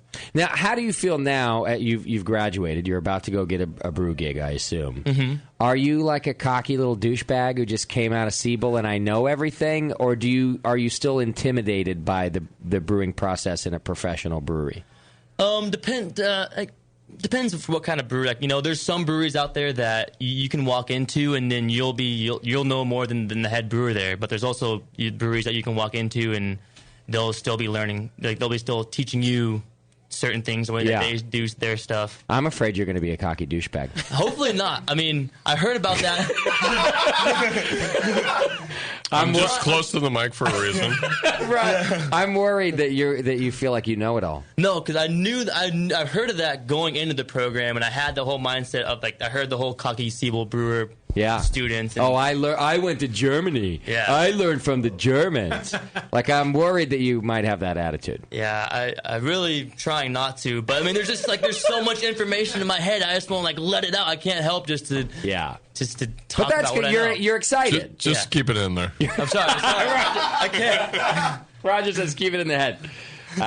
But you're excited. You know things now. You want to get your hands dirty in a brewery, so I understand that part. Yes. But I'm ready. Might want to be careful. Oh, yes, definitely. I don't want to seem like that. Why are you looking at me when you say because that? I feel like Wynn should come do an internship at Faction so we make sure he's in check. You know what I'm saying? But he wants to. He does already? Yeah, exactly. Who wouldn't? I heard a rumor. Claudia told me that Wynn was Faction's very, very first customer. Like, you had the first commercial beer that ever came out of Faction.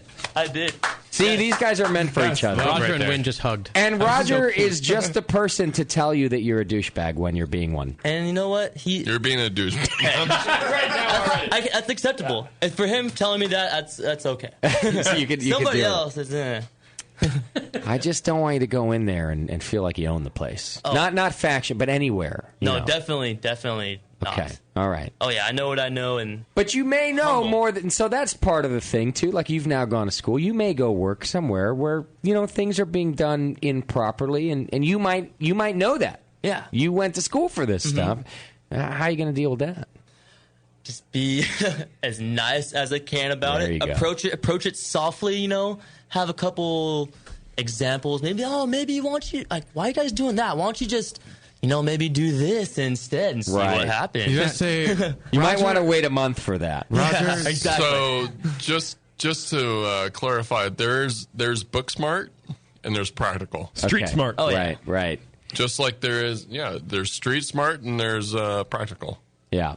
So it kind of getting to Or know your book smart. system. And, Oh, yeah, definitely. It's not all the same as what it says in the book. Is what it Because said. Yeah. basically what I learned from Siebel in 97 was overwhelmingly great, but at the end of the day it was just like, the hell did I just spend this money on? Well, you needed the practical knowledge to put the two together. Well, touche, but I don't use So be I it. don't use a lot of that. I don't use a lot of that.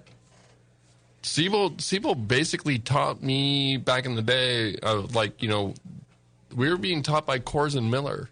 Okay. And how did that get us? And recipe formulation was like an hour and a half. So you were basically being taught to brew to be a macro brewer. By potentially some of the best brewers in the world at that point. Yeah. At that point, but it's like Which is this is not a- this is what happens. You need your mash at 5.4, and then this is how it goes downstream, and we're all just sitting there like. But I feel like that's the important stuff. That's these are your basics. These are your fundamentals. I feel like it's like in baseball. You've got to know your fundamentals to know anything else. Yeah. Then you go out and you learn your trade. But I wonder how much it's changed to Roger's point from 97 to now. I see. Because the craft beer movement has just exploded. There's much more differences maybe in recipe formulation. Oh yeah. And now we all have that kind of cars shit. and electricity. Right. Yeah. And the internet. One thing I was I think really Warren's trying to see impressed something. with at Rogers Brewery when he was showing me his office was the wall that he has covered with books, brewing books. Oh, yeah. And they're not new brewing books. So, I mean, I think one thing Siebel gives you is like a basis for your technical knowledge. Yeah, the fundamentals. But it's up to the individual, like Roger, collect all those books and read and learn and build from there. And then that, knowing what's happened helps you You have to learn the history of whatever style it is you're doing, whatever, but bottom line is, it's I think one of the best books is the Practical Brewer, because that's practical. Yeah. You're it's in the title. Yeah. No shit, Sherlock. Dig deeper, So Watson. you're basically learning from all these brewers that are teaching you at Siebel or Domes, and you're learning from them. But at the end of the day, it's like, how do I put this into everyday use? Yeah, exactly. That was one of the main points. It's there's some brewers in the class that didn't have any commercial experience or very little even home brewing experience. So it's just Why the hell were they taking the class then? They had good question. some free time and a little bit of cash, Yeah, Fuck mostly a little bit of. I think it's cool, man. Plus you get to go to- I wish I can get a paycheck so I can take that for no reason. Yeah. So, what do you think, Roger? Are you thinking about hiring Win? Is it in your brain? What do you? The fuck's wrong with you, man? You don't have to answer today, but I just want to know if you're mulling it over. Just is tell me there- that yeast is He's the real been bugging me for a job, and Yeah, dude. now you're throwing this in my Keep pushing face. it on. Keep pushing it on him. I'm just Thanks, curious. Justin. I just, like I said, I feel like you might be the guy who can keep him in check before he goes on about his life in the brewing world. Just something. In the brewing world, what are we doing? I don't know. Making tea? anomaly. Yeah. Making tea? Yeah, you're making like coffee tea, and then you put it in a beer, and then you Out. Are we up to 7? all right, Win. Well, I'm happy for you. Thank you. I'm glad you went to brewing school. I think maybe it's your calling, and I wish you luck, dude. Appreciate it. I'll be excited to try some of your first beers that come out of whoever hires your ass. Right on. Me too. Yeah. Tasty, what'd you just give me? What was the pat on the back there for? That's a beer that. Well, he was going to give you a reach around, but he figured there's a window into the studio. That's okay. So. Get up. There's a limit. Wynn did a 5-week internship at Malmo Brygges, in Malmo, Sweden, and this is the beer that Thomas Franson, the brewer there, sent back with me. Oh yeah, Thomas slept on my couch once. He came out to a show and hung out. And Is that what you call your bed now? He slept on my couch once. I had to wipe it down, but he's a nice guy. Oh yeah. Sent this beer So along. you brewed at his place? Yes, yeah, I brewed there. It's supposed to be sour, right? This one is supposed to be sour. I don't know. I'm just checking. I hate that question. This is supposed to be sour. No, it's not actually. You never know. Sometimes, yeah. No, that's our pale ale. That's like when are you due? You don't ask somebody. Oh, dude. Are you pregnant? No, I just Foot stopped in mouth. Yeah. I said that to one. Did you finish one too? person? What is the Did beer? you finish? You hear that a lot. It's called Grand Cru. It's got another. Yeah, this is Grand Cru. This is one of Swedish their thing, but I can't- lambic beers that they made. This is like they mostly do. Whoa! So this is a lambic beer? Is it good? Oh. Yeah, you drank it already. Is it Yeah, good? I thought lambics were only made in Region Lambic specific. land. Ooh. Lambic style, Yeah. Roger. God. So it's a sour. It's a sour style. From a specific region Hey. near Brussels. Hey, if you're going to become a brewer, I think. if you're going to become a brewer, then you got to respect what is respectable. Oh, look at Brian Hunt. You over have to here. respect what's respectable. We should take him seriously or not? Yeah, I don't know. I don't know. That doesn't make any sense. All right. Dude, if you weren't sick, I was going to fucking smack you right now. I'm not sick. He's healthy again. You should have stuck with sick. I should have. You're right. Hear that thud through the mic. Well, the beer's very good. I think it is. It's, Well, who do I have to blow to Yeah. get some of this? Now I know what it feels like to you be had a, some. You drank it already. now I know what it feels like to be a listener. There you go. I think you have to blow your future employee win. Listen to you guys drink beer. Here it goes. This is what's gonna happen. And so it begins. Sam's got a big smile on his face out there. Yeah. Well, Sam's weird.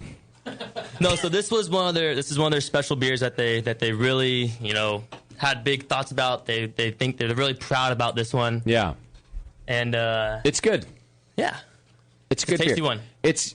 You made this with them? No, I did not. This is like a 2-year, 3-year project that they've been working on. Okay. Like barrel aging and whatnot, all that fun stuff. My only complaint is it needs to be blended with something else. The lambic style, when it's just kind of maybe it was, I don't know, but it's a good beer. It's got a nice little sourness to it. It needs a little more character, so it needs to be blended with another lambic or something. That's the magic of a great lambic, I think. So Definitely. Or something else good. But it's good. They did well. I like Thomas. He's a nice dude too. Yeah, Thomas is the man. And he took care of you. He let you brew with him. Oh yeah, he took care of me. Okay. Some other stuff can't talk about. But finger in the butt. Well, yeah. What are we talking here? The shocker? Or like there were hookers involved? Played finger puppets with your prostate? What happened? Yeah. Two in the stink and what can't you talk about? Reach around and the rest in the stink. They had this special beer pouring thing in Copenhagen that they do. Okay. Called a naughty beer.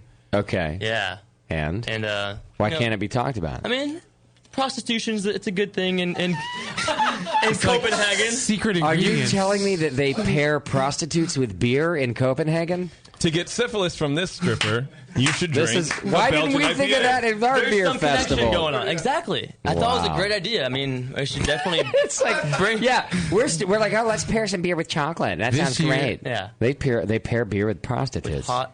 This beer is yellow and drippy. You'll love it. All right. Exactly. What you call it? Naughty Fest? Nathan. Naughty Nate, who are you today? That's Nate I would Nissel. like to think that I like to know something. You should talk about it. Well, Wynn, I'm sure his sister. You will be yellow and drippy Wynn, I'm sure afterwards knows nothing also. about prostitutes in Copenhagen. Yeah. What are you talking about? Sis. Yeah. It's very odd. She's like, this is odd. Yeah. This is an odd environment. Yeah. Wynn has a phone call on line 1. Does he now? From the stripper. Shauna Sullivan. That girl you got pregnant. Sully's on the line to talk to Wynn. Hey, Sully. Oh, here comes your job offer. Hey, guys! I've just been listening to the discussion here, and thank you. I mean, Wynn sounds like a nice, young, affable, smart, schooled individual. I'd like Looks to like have you got a him job come there. down- Have him come down and talk to me. If Roger doesn't want him, I'll give him a chance. All right, Sully's maybe offered him a job at the 2-1-A. Oh. Or it looks like somebody just ran over his dog. Suddenly, I want to hire this guy. See, all of a sudden there's a bidding war on Wynn. That's how the BN Wait a minute, works. you step on line 1.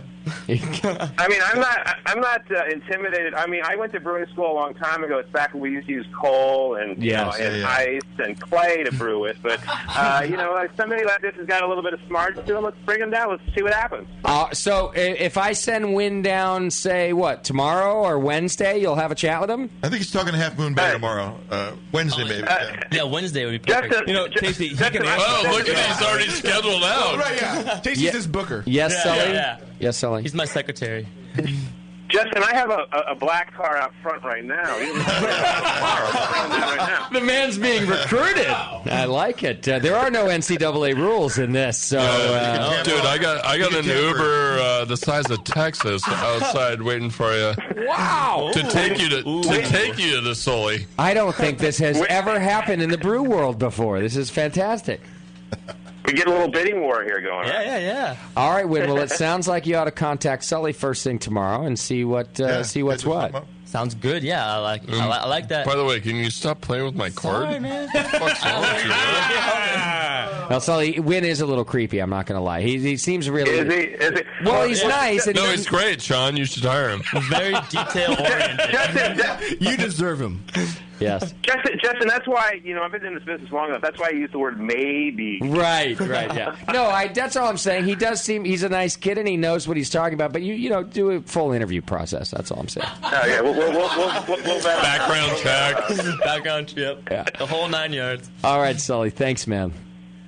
Show sounded great. Good to hear Roger on the radio as usual. I thought maybe I was listening to an old episode because he's saying a lot of the same things as before. I love it. Watermelon wheat, bitch. Faction. Double rock. Thanks, Sully. Later. All right, love you guys. See ya. Love you too, man. All right. Well, there you go. Win. Look at you. All of a sudden, people, you're a coveted brewer. Damn. No, it's a bidding war of Sean and Sean. I'm afraid it's going to end up a low bidding war. Well, I'll give you $7. Yeah.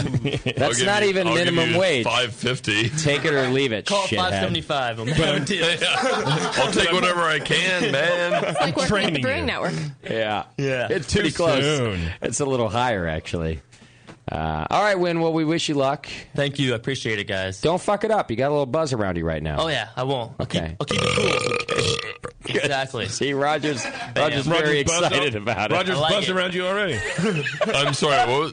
Dude, why are you blaming that shit on me? And Tasty, don't turn him into a little diva either. Too late. I'm taking him to heaven. Too late. Hey, everybody needs good representation. Don't turn him into a diva. Nobody owes this kid anything yet. He owes the brew world. He's very humble. Hey, He'll be Win. great. Hey. What's your opinion on bar stools? Ooh. Without the Cushion or non-cushion? Win, this is a pivotal question about whether or not I represent you in future shows. What do you think about bar stools? What I think about bar stools? Yeah. I mean, they're okay. What do you think about wooden bar stools? They're good for banging prostitutes on, I'll tell you that. Yeah. They pair well with a brown-haired girl and a double. Yeah. So you heard about that bar shit on in Amsterdam? That is not where I expected this to go. Pretty sure that's what you meant, Bevo. Yeah. I like bar stools as long as they come up into a crest.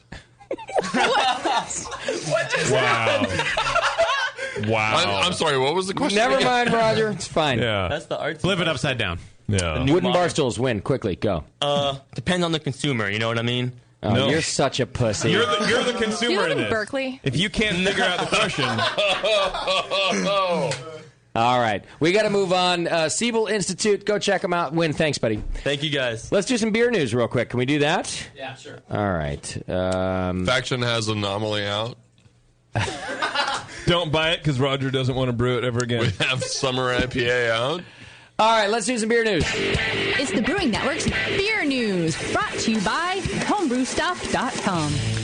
Well, for those of you that are not aware, California is in the middle of a severe drought. A lot of dry winters in a row, and the drought has begun to affect the beer world. My trees are dying. My redwood trees are dying in the drought. It's terrible. I don't think it's the drought. Carry on. The, beer's like what? At least 20% water. You know, it's a big ingredient. Win, quickly. What percentage of beer is water? 5. No. Oh, I think it's He's more. never getting I a think it's job. at least more. He will never get a job in this Seriously, industry. Siebel taught you that? You know, we've got a janitor job available here if you're interested. Oh, perfect. It's all They secret taught me- ingredients. Yeah, they taught me the scrubbing motion on the floor. Good. They really, Excellent. yeah. I'm pretty sure you're hired. Perfect. Okay.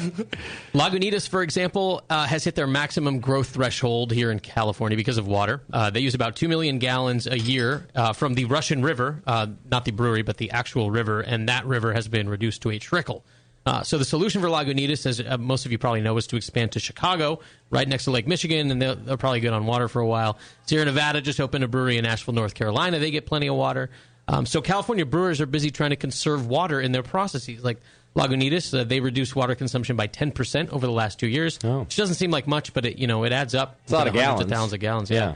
And the interesting part is that they're mixing in now well water. Bear Republic is, Lagunitas is, with the water that they pull from Russian River. Bear Republic pulls from Russian River as well. If the water crisis continues, the state is probably going to require them to switch to well water entirely, which really affects the beer, right? Because well water is significantly different, more minerally and earthy than the river water. Yeah. And so it's got brewers real worried. Yeah, this is a tough one. Tasty, you know more about this than we do, thinking about water and things like that. But well water would really make a challenge for brewers, wouldn't it? Yeah, it'd be way too hard. They'd have to use reverse osmosis to do some part of it to back all that mineral out of there. Yeah, or not, or make hobby beer. Depends what minerals you're getting. Depends. Well, as well. I mean, it's going to be all the trace minerals are going to be in that because it comes through the earth like that. I agree and disagree. Well, surface water is not going to have as much, right? Time. Well, Roger, let me ask you this: is this something that brewers are really concerned about in California, that the drought might affect you? No. It's kind of funny. It's a loaded question. Well, is it on your radar? Do you, something you're like, man, this we might actually have to change the way we do things? No, the bottom line is our brew house is very efficient. We actually have a cold liquor tank that feeds the hot liquor tank after the wort has gone past into the fermenter. So we're fairly efficient. Mm-hmm. But a lot of breweries, sometimes they just dump the water right down the drain. Okay, yeah.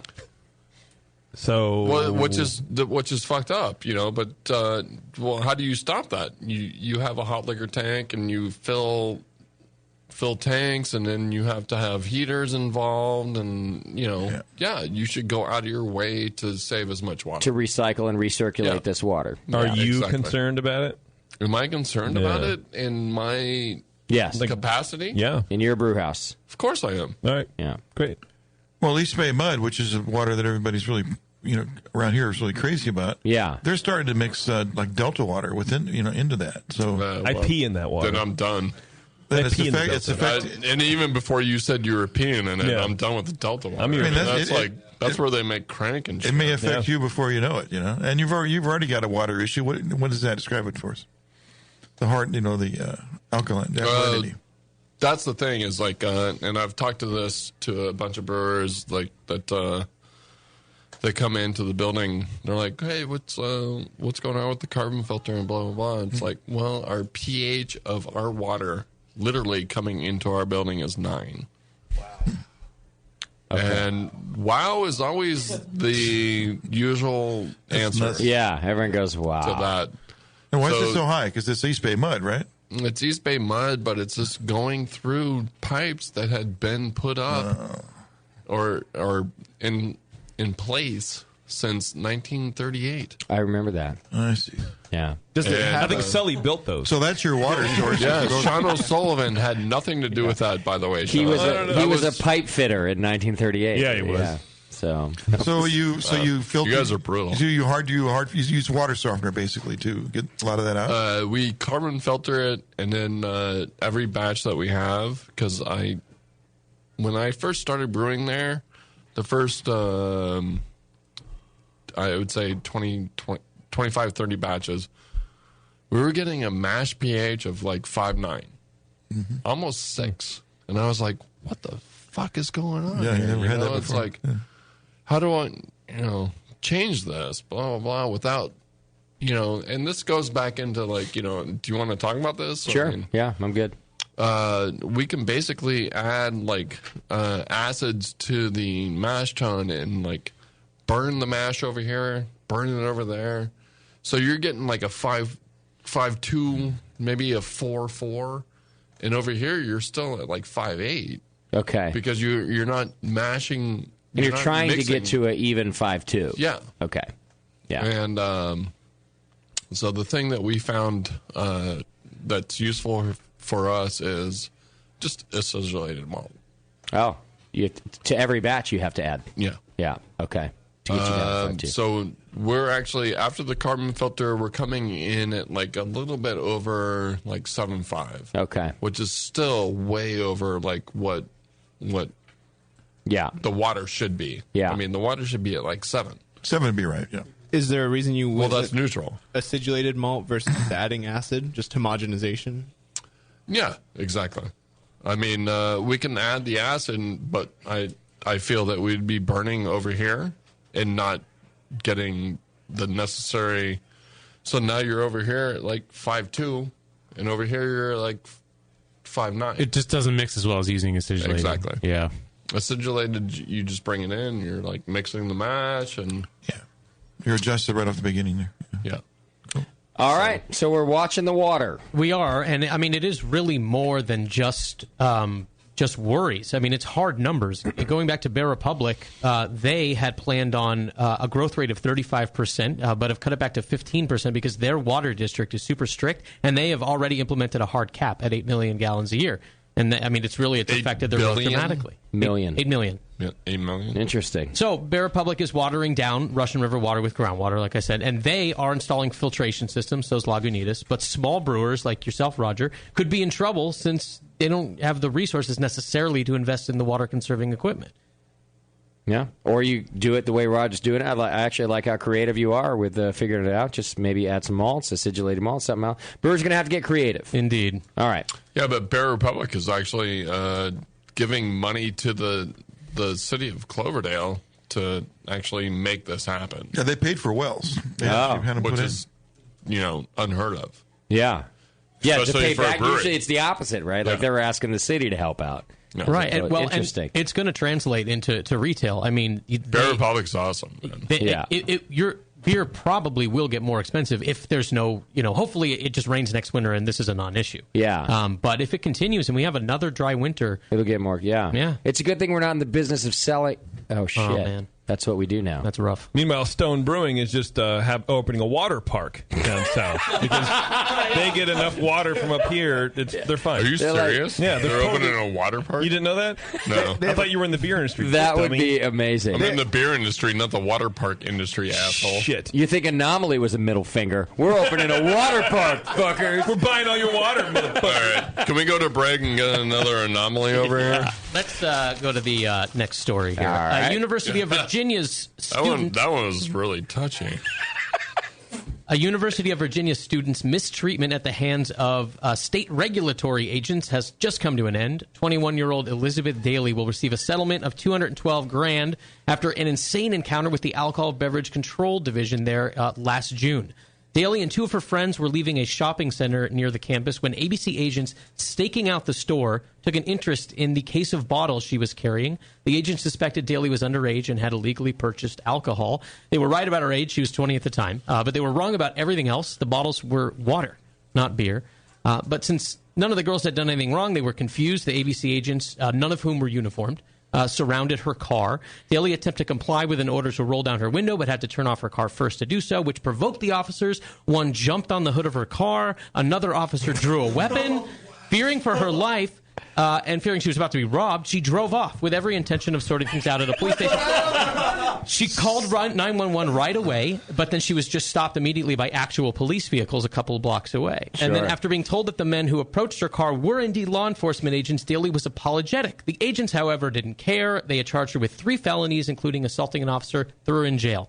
The agents even made fun of Daly for being confused, according to her lawsuit. But the lunacy of the agents' actions has finally caught up with them. The charges were just dropped. Oh. And last week, Daly settled her lawsuit against the state of Virginia for that $212,000 settlement. I only wish there was video about this story. Sure there is. Well, the funny thing is this was news like 6 months ago. Oh, it was? You knew this already? Yeah. Well, he only gets Google alerts, and sometimes they're late.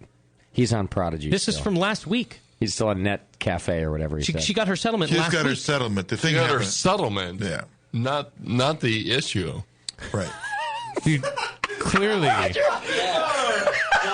Not what happened. But he was reporting on the settlement, Roger, in Moscow. Well, I didn't hear the settlement, sorry. Good job, Moscow. This happened months ago. I don't know why this is news right now. Why is this news? The settlement. Look, he's getting pissed. He's getting pissed. He's got the old thing. He's just like. He's giving the weird look that we give to people on Yelp right now. All right, well, I had another story, but that's the news brought to you by Homebrewstuff.com. Go to homebrewstuff.com/promotions where their summer fun isn't done over there at Homebrew Stuff, and they got great deals to keep the hot weather and the great beer going. Homebrewstuff.com. There you go. The final story is Suck It Roger. Yeah. Claudia's out there heating a bottle, don't worry. Jesus Christ, man. Why tell yesterday's news? I mean, she bottled that water before the drought. I don't know. How many people listening do you think have heard that story, Roger? You think everyone's heard that story, or you think no one has? I don't know. Let's go to Twitter on this one. Social media. I've never heard this story, but I'll post it. I'll post it. Roger reads the news every day, apparently. I try to be alert of what's going on in the outside world of my... Roger also has beer on his Google alerts, apparently. No, I don't have a Google alert. What the fuck is that? I don't even have Googler. I Bing it. I Bing alert. It's Blurt is what it is. I just asked Jeeves. You people suck. All right, we're going to take a quick break. When we come back, it's time for a little game show. We're going to play Find the Fake. Oh, I got to take a phone call first. Oh, no. Miles from Texas, he won a homebrew competition, wants to talk to us. Miles, what's happening? He wants to tell Stone is open. Yeah. Escondido. So I was inspired by the show in which you had to brew without a boil. And so I entered a homebrew competition with a cider using treetop apple juice and fresh ginger root and took second place under the Brewing Network. Nice. Wow. You didn't even do all the tricky stuff. Yeah. Just treetop apple juice. Lauren, that's what we're doing next time. And I he learned won. that you didn't even have to heat it up. All you do was mix it and ferment it, right? I love it. Sure. Well, you tell us. You fucking won second place. He is telling you. Oh, well, you said right. You asked the In question. what competition? The neighborhood competition? No, it was Everyone's a angry competition now. in Houston. Yeah, shitty. Yeah. It was in Houston. Yeah. Oh. Yeah. Well, you're the one who competed in Texas. So Yeah, it's your fault. JP, you. Whatever, Warren. All right, brother. Congratulations. Good job. Yeah, so y'all got some points. All right, thanks, man. You I got- appreciate it. you Oh, got yeah, points for the BN Club. You got points. Good call. We could Good call. We could four-peat. Or did we already four-peat? We four-peated. We could five-peat? I hope we don't. Quinn's Pete? Have you not already been banned? Not yet. We're waiting for We're that. trying. We're waiting for that letter. We're working on it. Yeah, we are trying. Roger says yes. Congrats, Miles. Thanks, brother. Yeah. All right, there you go. Yeah. Let's do this. We'll take a quick break, and we'll beat up... we're going to fucking beat up Win. All right. Sweet. We're going to take a break. We're going to fucking haze Win into the club of brewing, right? Is that what we're going to do? Right here in front of the window. We're going to beat the shit out of Win. I have to pee. I At can the pee break. I can pee in his Mickler hat, which is about the equivalent of beer. Because everybody deserves a hazing. Yeah. It's about the equivalent. We can get some more anomaly. Let's do that. Yeah. It'll taste like the beer they make. It'll be fine. Hang in there. It's the session. We're going to play Find the Fake when we come back. Maybe we'll grab some people from the bar to come in and play. What do you think? We can do that, right? Oh, yeah. All right. We'll be right back. Session.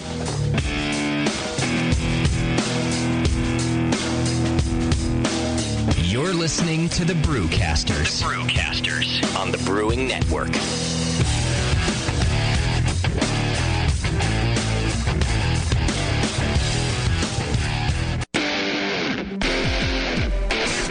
A few things happened 30 years ago. ARPANET migrated to TCP/IP, and the Internet was born.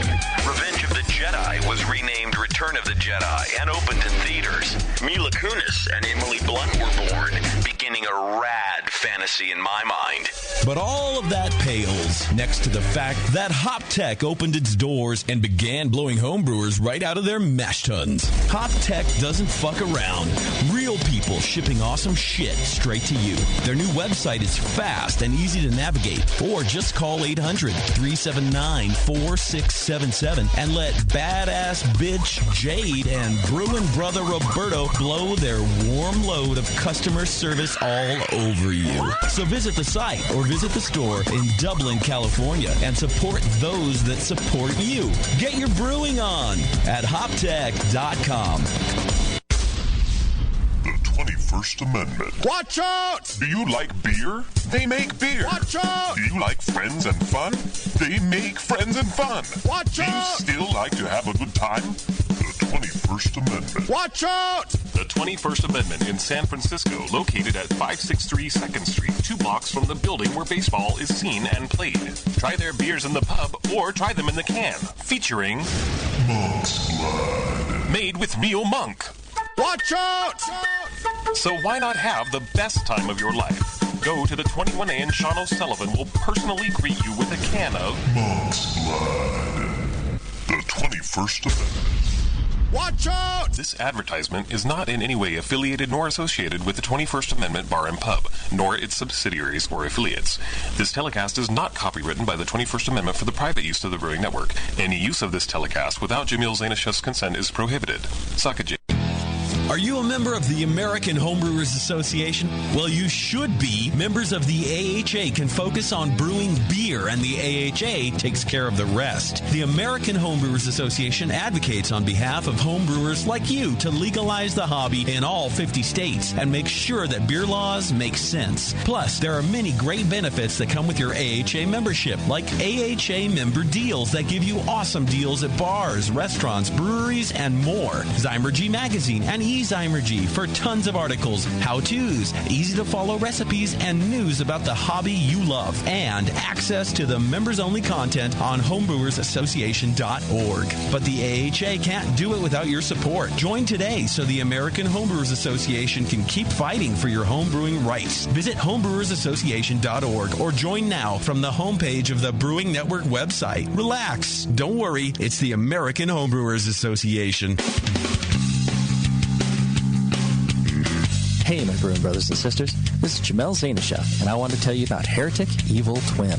You might be familiar with my homebrew recipe, which uses massive late hopping to create a balance between the malty sweet and the hoppy bitter, along with an outrageous malt and hop character. I wanted a beer with the same bold hop and malt character, so we played around with the homebrew recipe until we were able to make a great commercial version too. We've created a beer rich in malt character, full of caramel, toast, biscuit, and an ever so subtle roast note. On top of that, we piled in an insane amount of Citra and Columbus hops at the end of the boil, as well as in dry hopping. This damn-the-cost approach to hopping gives Heretic's Evil Twin a great blast of citrus and tropical fruit that can't be matched by any other hop. The result is a bold, malty, hoppy, but easy-drinking beer. This is our top seller, our flagship beer, and I couldn't be prouder of it. Cheers. To find Heretic beers near you, click on Find Some at hereticbrewing.com.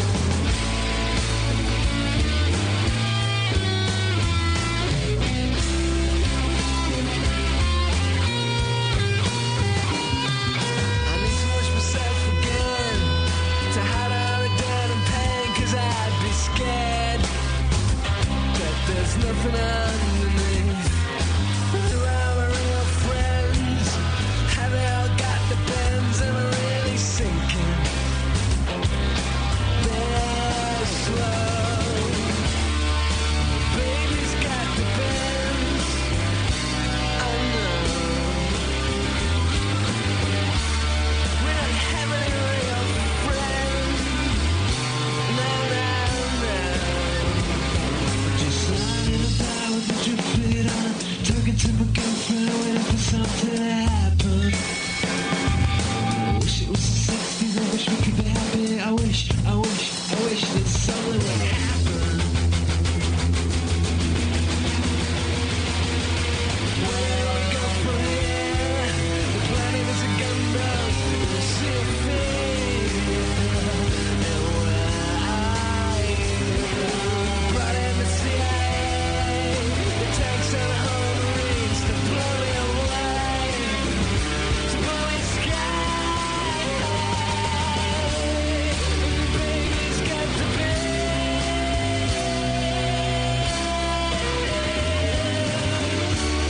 We're hanging around, friends. Bible with your feet on, talking to my girlfriend, waiting for something to happen. I wish it was the 60s, I wish we could be happy. I wish that something would.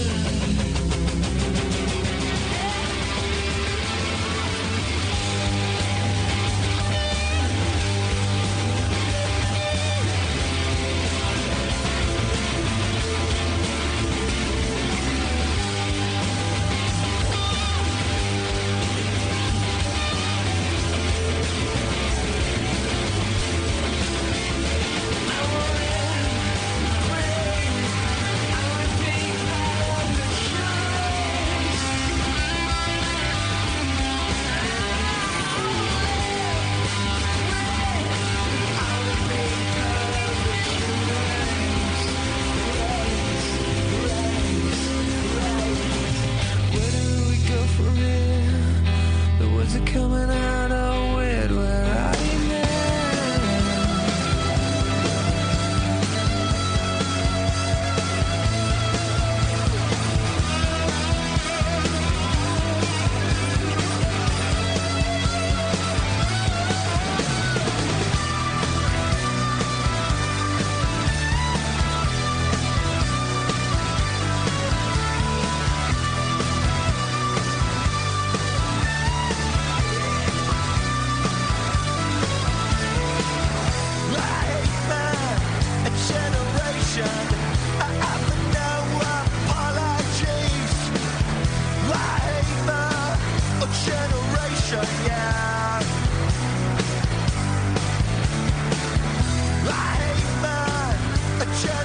I picked it up, then I threw it away.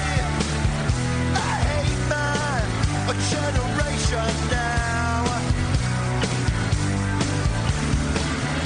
It's alright, alright, alright, alright. It's alright, alright, alright, alright. I hate my generation. Now that I said it, I'll be liberated. I hate my generation, yeah.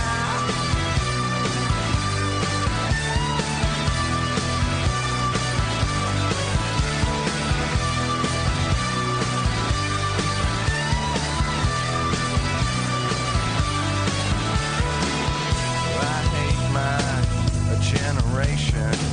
I offer no apologies. I hate my generation, yeah. It's alright, alright, alright, alright. It's alright, alright, alright. I hate my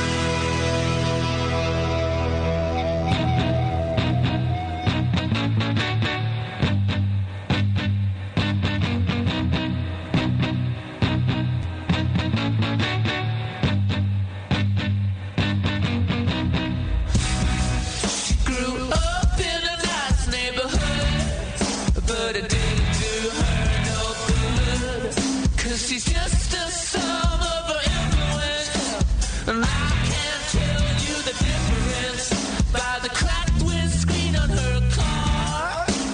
Something is telling you that how lucky you are. You're just like the rest of those girls. They're all dead by diamonds and dead by diamonds and dead by diamonds and dead by diamonds and pearls. Dead by diamonds and pearls.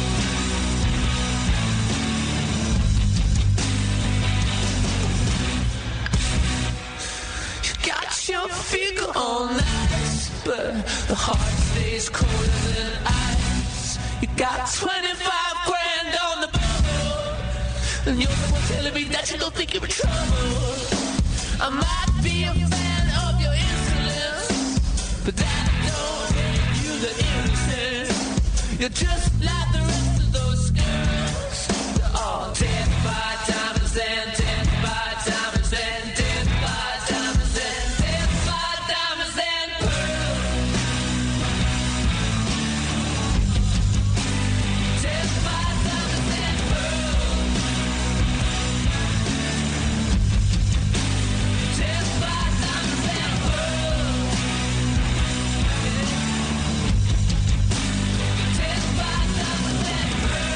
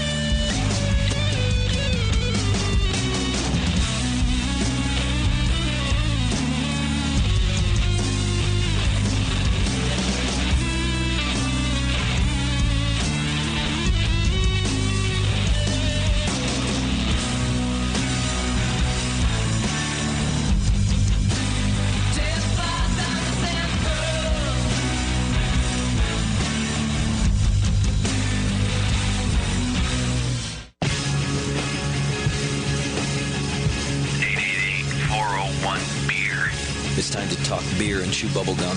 And we're all out of gum. The session. All right, welcome back to the program, and thanks for hanging out with us. We just got a couple things left to do tonight. One thing I got to let you know about is the Beersmith homebrewing software. You guys know all about this, but you can get a free 21-day trial of the Beersmith homebrewing software right now if you need a way to manage your ingredients and your homebrewing recipes and all that. Go check it out at beersmith.com. You don't have to take our word for it. Just check it out over there. Also, they've got podcasts and DVDs over at Beersmith, and they started a new DVD, How to Brew All Grain with John Palmer. So you got Brad from Beersmith, of course, and John Palmer doing How to Brew in DVD form. So you get to see a nice little picture of John, and you get to watch him do handsome things while he makes beer and teach you how to brew all grain. Go check it out over at beersmith.com. Yes, JP. I have a question. Thank you. What's Yes. your favorite category over at beersmith.com? What's your favorite video category? My favorite video How to Brew. Mine's mashing in. Palmer. Yeah. There's another one? No, I was trying to be funny. Oh. Like Adam and Eve. Like it was an Adam and Eve read. You're talking about videos. Yep. Yeah. Got it now. Yeah. Maybe you're not on the same level as me, dude. Got it then. Yeah. Well, it was that was a strong effort. Thank feel you. like. Yeah. I feel like it was too. Yeah, I Thank agree. you. Right. Totally agree. All right. We're going to play Find the Fake right now. Oh, shit. Yeah. It's time for Find the Fake. And I'll tell you what, if we've got time, if it happens quickly, 888-401-BEER. We'll take a phone contestant, 888-401-BEER. Plus, we have an in-studio contestant with us. Tasty, who did you bring in to play tonight's game? Tonight's celebrity guest is Stig Venus. He's a well-known, worldwide traveled beer drinker. Right? Here, I'll let him describe himself. I'm sorry, one more time? No, Is Stig Venus the whole first name, or is that Stig. two names? Stig. We'll call him Stig. It's his name. Well, let's just call him Stig. Because Stig Venus is a gnarly first name. If it was just one, Stig Venus? I'm You can go Stig with that. Venus. Yeah. Okay. Sounds painful. We'll come up with the last name, and he'll be in business. Stig, what's happening, man? Welcome to the show. Yeah, hi, this is Stig. Just call me Stig. That's just fine. Just Stig. All right. But yeah, I've been drinking a few beers here and there, and That's fair. Stig, where are you from?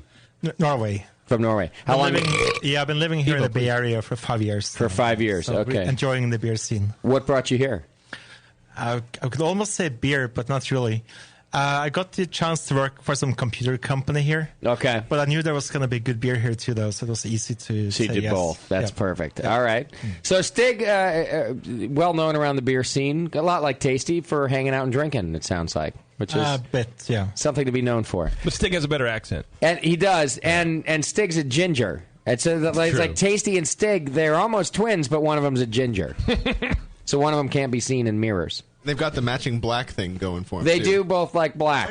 They're biting Roger style real hard right now. They all learned from... Yeah. Faction. Hey, where's the camera? Faction. Oh. Yeah.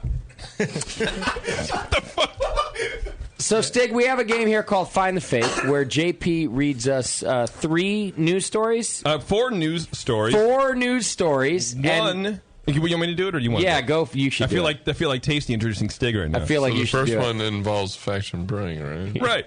Right. 4 news stories. 1 is fake. 3 are real, and you have to figure out which one is the fake. That's it. Hence the game. Find the fake. Okay, well, let's do it. Well, the phone's ringing now, so maybe we'll have one other contestant to play along with you. And we like to play with you in the studio as well. So you can take our advice or leave our advice, Stig. That's totally up to you. But we like to go around the room and figure out what we think the fake is too. So Bebo's taking a call right now. We'll see if that works out. How do you feel about the caliber of news stories this week, JP? Are they from 1997? They're pretty good. They're not from 1997 Fuck yet. you, man. I haven't gotten archive.org That's when I went to work brewing yet. school.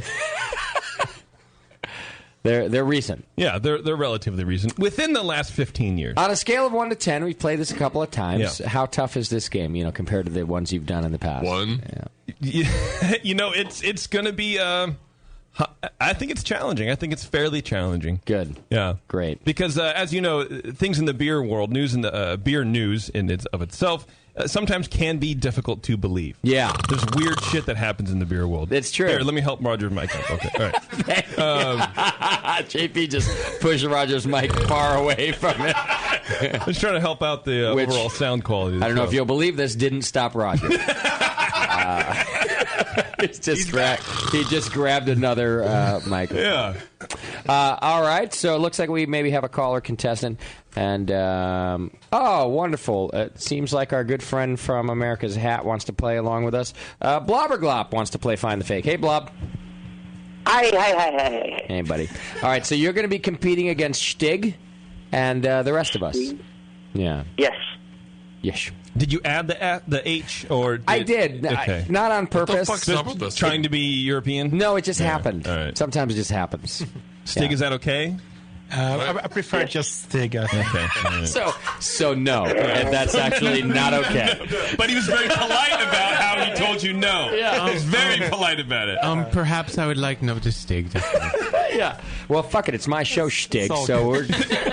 It's all the same to you. All right. No, we'll stick with Stig. I just want Roger to know that every Buy me a beer face you're afterwards, making then. right now is happening on camera, and it's amazing. 'Cause you look like completely retarded.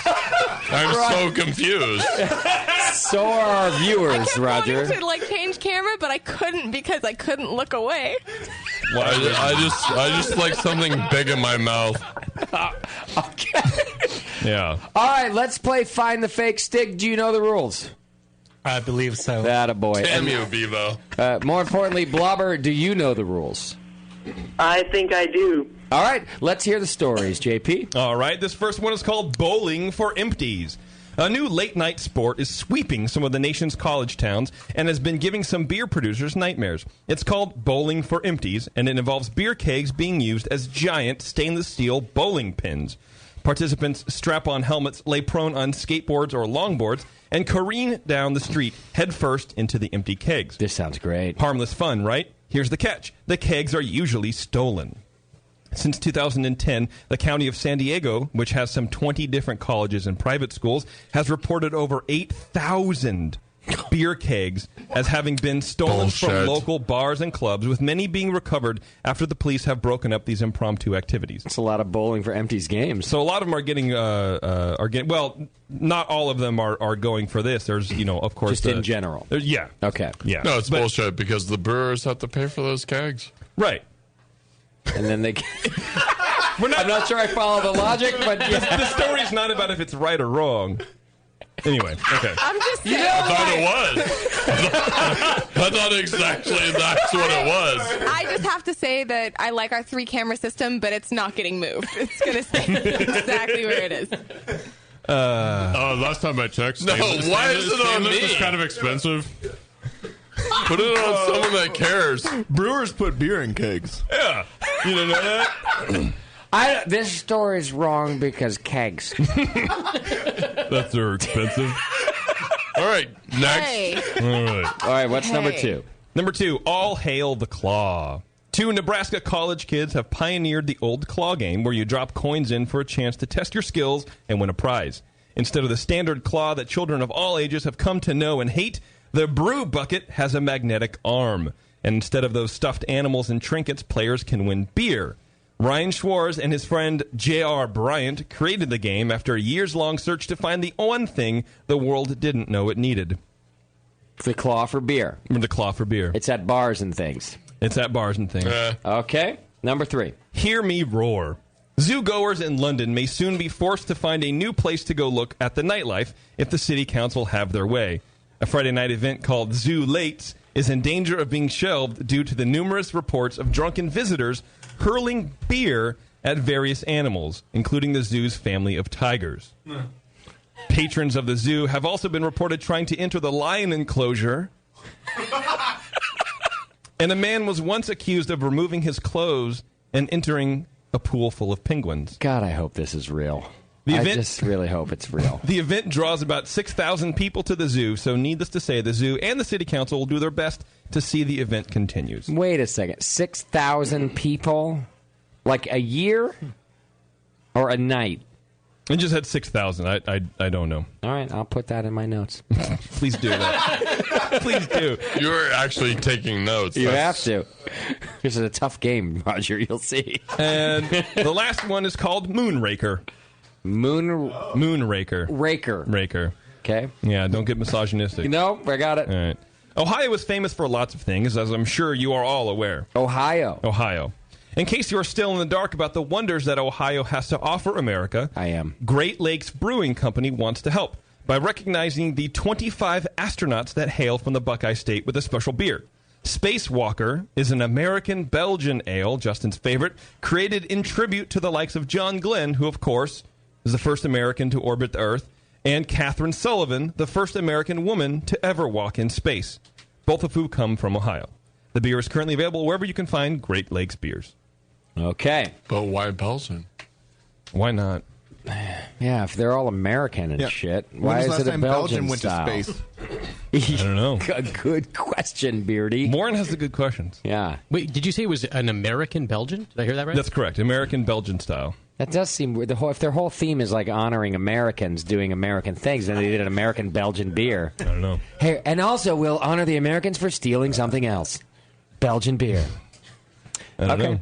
That was my newscaster. That's all I got. Yeah. Well, it sounded good. You sounded great. Okay, so here's a recap so that everybody can play along, including you, Blueby Glob. Number 1, the story was about bowling for empties, and the empty kegs, and you roll down on a skateboard and you go through them. Who the hell's Bluey Blog?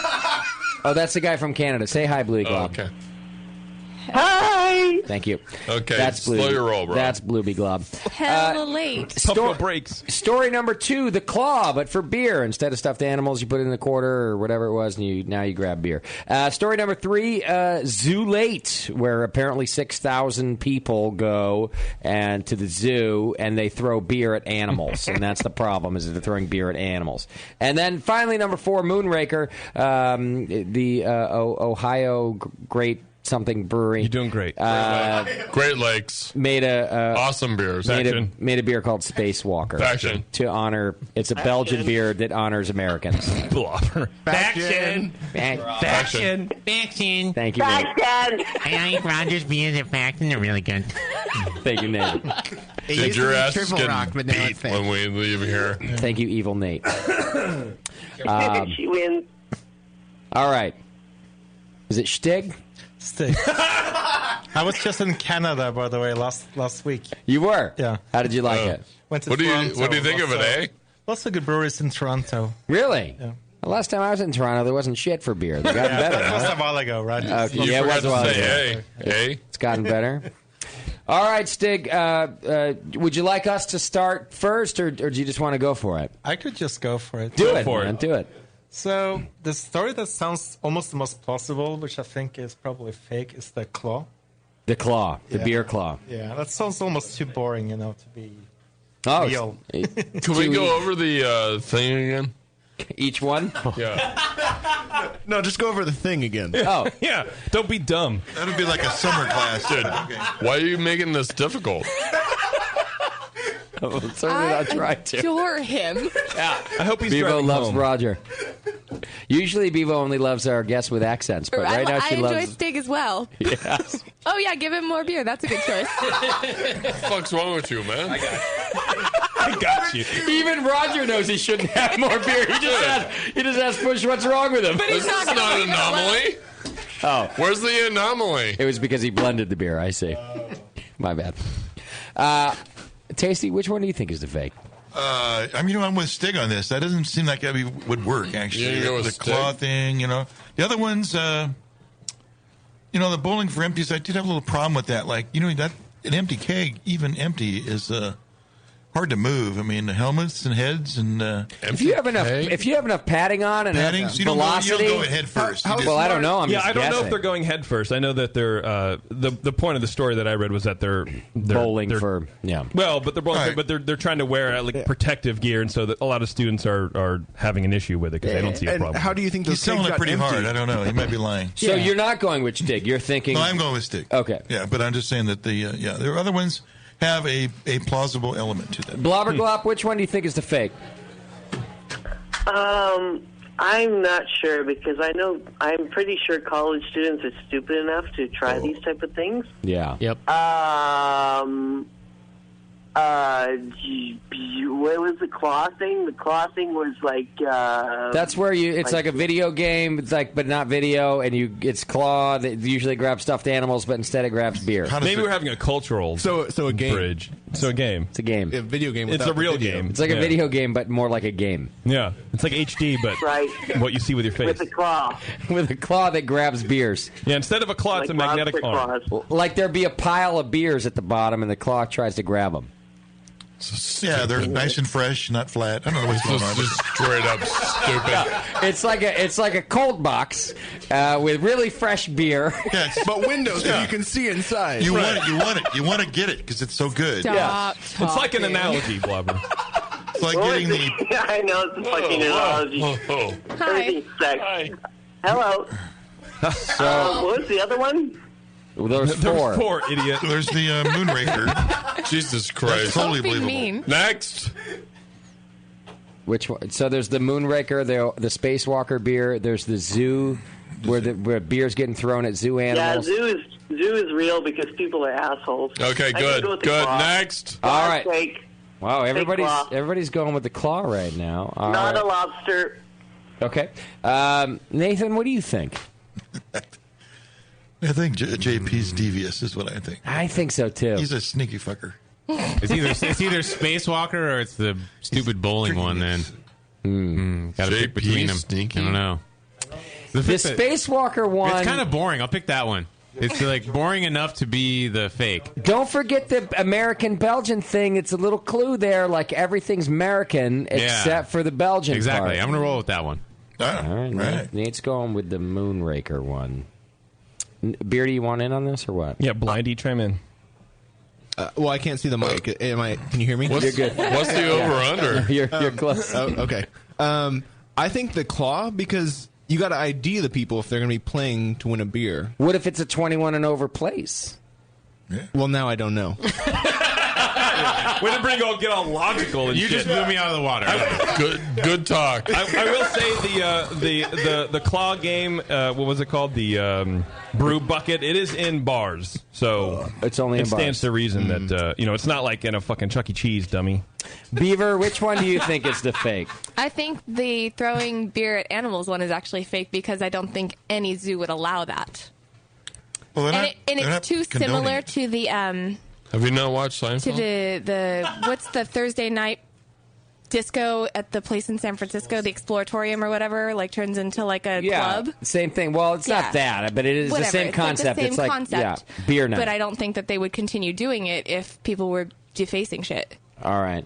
You know, defacing It's not shit. Yeah. I'm with Bevo on this one. They Shit. have their rights to drink alcohol when they're looking at animals. And try to climb in the lion pens. I'm going with the zoo one because even Ain't nobody letting first that of all, 6,000 people is a ridiculous number of people, and second of all, people are dicks, but are they really going to go throwing beer at animals, at innocent little animals? These are Londoners. Who doesn't want to swim with? Right naked? now. Oh, I didn't know it was in London. That water would be real cold. Yeah. Well, the English are assholes. Especially Londonites. Jack Bauer was over there saving the world recently. Moskowitz, what do you think? Yeah, I'm with you and B for those reasons. Also, reading JP's poker face, he got a little bit tripped up on the 6,000 and right. Oh, you were doing the poker face read. Yeah. My poker face, my poker face. You took that right out of my mouth. And yeah, I did. For all the reasons that you outlined, I think that's the fake. All right, so I believe we have our answers laid in front of us. Roger, do you want to throw down what you think is fake, or it's all fake? Nothing matters. What is real? The world is fake. I want to know what Pushy thinks. Anomaly. Push eject. So anomaly. Announcer man has opinions. Which one's Actually, fake? I just got an anomaly. Everyone else said. I think that everyone has an excellent opinion on this entire issue, and I would love to see the outcome of said discussion. He could give two shits. Oh, what a douche. Ready, go. All right, JP, tell us the fake. All right. Well, those of you who are hoping for an American-Belgian ale celebrating 25 astronauts from Ohio, you can go find it right now, man. It's Great Lakes Brewing Company. Go get it. Wow. There it is. Spacewalker, baby. There's actually 25 astronauts from Ohio. Yeah, it's the OH10. second. It's the second state that has the most. New York has the most astronauts, and Ohio has the second. So, am I the only one who thinks that's stupid? That it's a Belgian beer, a Belgian American beer that they're honoring? I don't get it. Belgio. Right, but it's Ohio. Yeah, it didn't make any sense to me. Nate, It's Ohio. They don't know what they're doing. Wouldn't be the first time, won't be the last. They were in space around the whole world. Except for They went around it fatheads, several man. times. Those guys know what they're doing. All right, carry on, JP. All right, and if you're ever in a zoo in London and you get tired of your warm pint of Newcastle, go ahead and throw it at the local lion. It doesn't matter. Who gives a shit? Go swim with penguins. It'll change your whole perspective on shit. Unbelievable. You stupid lion. Yeah, why not? Eat it. I don't care. That's real? Yeah. Are you sure? People have tried to enter the lion enclosure and tried to swim with penguins because they're too I hope drunk. they get eaten. Is Enter the Lion Enclosure a category on Adam and Eve? I think it's the next Rare Barrel beer, though. Now, really, that's what website is that off of? I can find it for you. No, The Onion. never It's mind. called Uranus. Yeah, exactly. Just because you read it on the interwebs doesn't mean it's true. Is the Onion not like a legitimate? I don't know. I saw Blobber talk about it on Facebook earlier. All right, I've crossed off Bevo, myself, and Moskowitz as losing as well. Unbelievable. What's next? Well, next time you're in San Diego and see some kids or looking for some kids flying down the street head first into empty kegs that they've stolen, well, you'd be high on mushrooms because that is not real. That's the fake. That means nobody won. That was the most obvious one. Drunken college kids. And everyone thought, of course they're doing that. It sounds great. Wow. That's the confidence we have in I today's was- education system. I was seriously thinking, like, why haven't we tried that?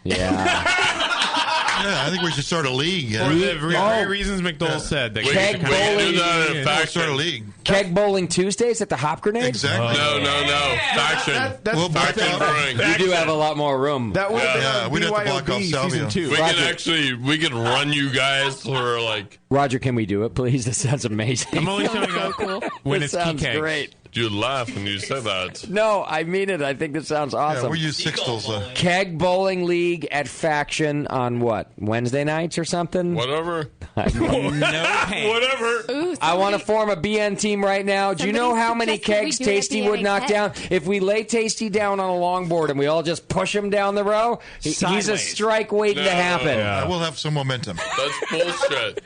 That's bullshit. You can't take the old man down the road.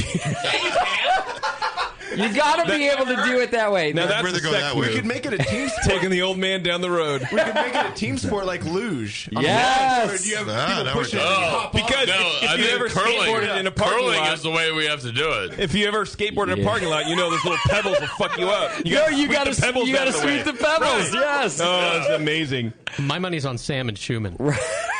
No, I think we should get a curling team going. Roger, we got to do this. You have to ride Keg Roger's curling. like Campbell Soup thing. It said it had wheels. Load people Dude, up. who's speaking in my ears The right now? Campbell Who Soup the hell is fooder down through the warehouse. I don't hear anything. I All want right. to sweep the ice. my in God, front of is that- Tasty. so- I just want to sweep. by the Papa way- Glop, I'm sorry that you lost. I lost. You did. And I'm sorry. this? He's like, We all lost. what the hell am I still doing on this phone? Do you want to? Would you like to sing Roger a parting song? Yes. Go ahead, please. Oh, Jesus. Okay. Les poissons, I love les poissons. Love to chop, love to chop and to serve little fish. Les Fuck off, les bitch. poissons. Hey, oh. With the cleaver I hacked them into. I put up with... I don't know Spanish, but I know you Inside. just fucking fucked me somehow. I think it was singing a Rammstein song. It was Du hast at the end. That was from The Little Mermaid. Thank you, Blooby Gloob. Good job, sir. All right. He started singing in English towards the end, which is very weird. He slipped out of his French. Yeah. But by the way, keep in mind, if you're keeping score at home, the brew bucket is a real thing. There are two guys who have invented instead of Yeah. It's a whole deal. Amazing. So and look for that's that. what everybody picked. In the Midwest. Yeah. Okay. Well, everybody loses What tonight. is this brew bucket you speak of? I'll show you in the bathroom later. Don't worry. That sounds like the worst, most boring game ever. I went to a What? bar the other day instead of stuffed or in between the stuffed animals, they had porn DVDs. Wow. It was You're real weird. kidding. No, I What- swear to what God. bar was this? It was called. What's it oddly called? enough, Roger's house? It was in Hayward. No, it's in San Leandro, called Guido's. The bistro. Really? Yeah. Nate, have you been there? It's right by San Leandro Bowl. I have to go. It's not called Guido's anymore. It was He's sold. already got all the It used to be DVDs. called Guido's, but it's right by San Leandro Bowl. Nice. You might get a teddy bear. You might get Anal the hell Fantasy you were doing 7. there? You might get a DVD about bears, but not the one you're looking for. All right, what was our wrong Twitter with you, game man? today, JP? Twitter game was if JP gave Warren his eyes, what's the first thing Warren would try to look at with these new eyeballs? And what were the results? Well, Pete the Dink wrote in, he said, the sun.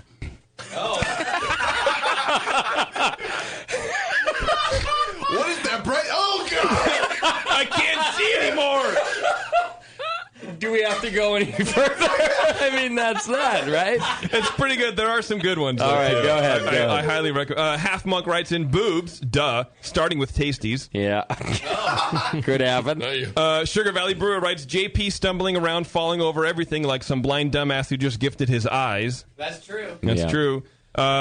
Brian writes nothing but sadness and despair in the world because that's all JP has ever seen. Oh, that's also true. Stephen Murad writes, oh shit, Bebo's big fat booty be the first shit I look at. Bevo already canceled that one out. Yeah, but he wrote it in the native language. He so. wrote it all ghetto-fied. Yeah. Yeah. Paul Harrison writes, he reads the fine Like your print on his booty. contract, finds out that Jamil legally owns him. Oh. Matt Rowland says he takes a good look around to admire life, then stabs his eyes out to spite JP. People are dicks. I know. Our good friend Brian Shaw writes, a pissed off blind JP. Yeah.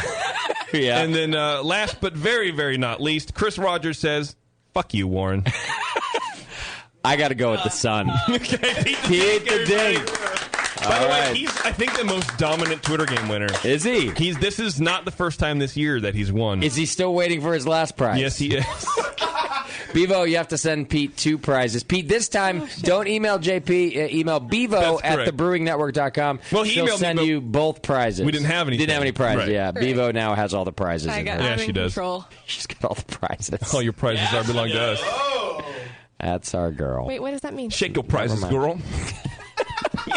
And that's not even. She didn't do it. She wiggled. She wiggled like a weird. Like when you're in church and you have to itch your ass, but you can't, so you just wiggle like that. You did not just shake what you had. You do a lot of church. the right camera angle. Get it, Vivo. That's going to be on Yelp.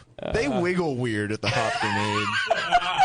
We asked Bevo to shake it, but all she did was wiggle. That's our 1 next star. That's our next hop grenade shirt. They wiggle weird at the hop grenade. All right, wiggle on. We got to get out of here before All right. somebody gets in trouble. Ready? That's me. Dude, we're all going to prison. All right. Bring your bail money. Well, he's channeling Regan from fucking Morbier now. That's my new favorite quote from Roger. Dude, we're all going to prison. Did you bring your bail money? All right. Thanks for joining us, Faction Brewing Company. I appreciate you hanging out and bringing us some beer. That was a lot of fun. Good to see Roger and Claudia back in the studio. It's like old times again. So Harry, thanks for having us on. You know, it's fucking awesome to be back in the studio. Yes, sir. Yes. Thank you. Steven. Thank you. All right, next week we are inaugurating the studio. The same person who's done it now. JP cut us off. Smacked. We got smacked in the face. JP high five cut us off. No, Justin, thank you so much for having us on. Thanks, brother. You're doing great things at Faction. We're happy to have your beer here at the Hop Grenade. Our beer sucks, and eventually it'll get good. I hear good things about Anomaly, though. Yeah, You wanna Kevin. talk about that? Kevin's only going to buy I got an Anomaly. Anomaly. Yeah. My fucking balls in your face. Wow. All right. Is that an anomaly? I feel like that's a Thursday That's night. hardly How long ago do you think it was when Kevin turned us off? You're doing great, Justin. I just want to hit myself in the face with this microphone. That's what's happening. It's a right really now. good angle with the camera right now. Wait, when's the meltdown happen? Roger. I'm ready.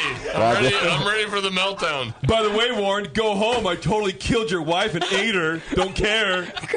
Guy, what the? I don't even. What the fuck does that mean, dumbass? Stick, what did you do to us? Is that with JP's eyes or without? Oh. Everything was going clean. Until Stick look, came in. I peed my pants again. I mean, until Tree sat down, everything was fine. Now it's all jacked up. I feel like it's going great with all this craziness. I would just like to say. And we're going to hell in a handbasket. The lumber tonight. So wait. I think someone over here has something to say. So for people, No, I don't. I have no exactly. words. So Evo's Asian right now. So for people who thought the show was going to change when we moved into a public space, there you go. Fuck you. Right. All right, we'll be back next Why'd week. you invite me? We're out of here. JP, please take us out of here. God. Thank you to our show sponsor, More Beer. You can get absolutely everything you need to make great beer at home by going to morebeer.com. Roger Davis from Faction Brewing came out and didn't even show us his ass, so that was cool. Tap Folsom is coming up August 14th and 15th at the Lake Natoma Inn in Old Town Folsom. Check out tapfolsom.com. Follow JP on Twitter at MajorJip to learn all the things you'd never wanted to know about Disneyland and Cat. For some good beer insight and homebrew info, follow Nate Smith at Nathan Homebrew and Mike McDowell at Tasty McD. Warren, I don't know. I didn't write anything for Warren. Production director on the session has been Push Eject. Today's show has been produced by Scott Moskowitz. JP was Bevo's ass. Wait, what? And your host was Justin Crossley. Be sure to find the Brew Network on Facebook, Twitter, and now Instagram. Faction.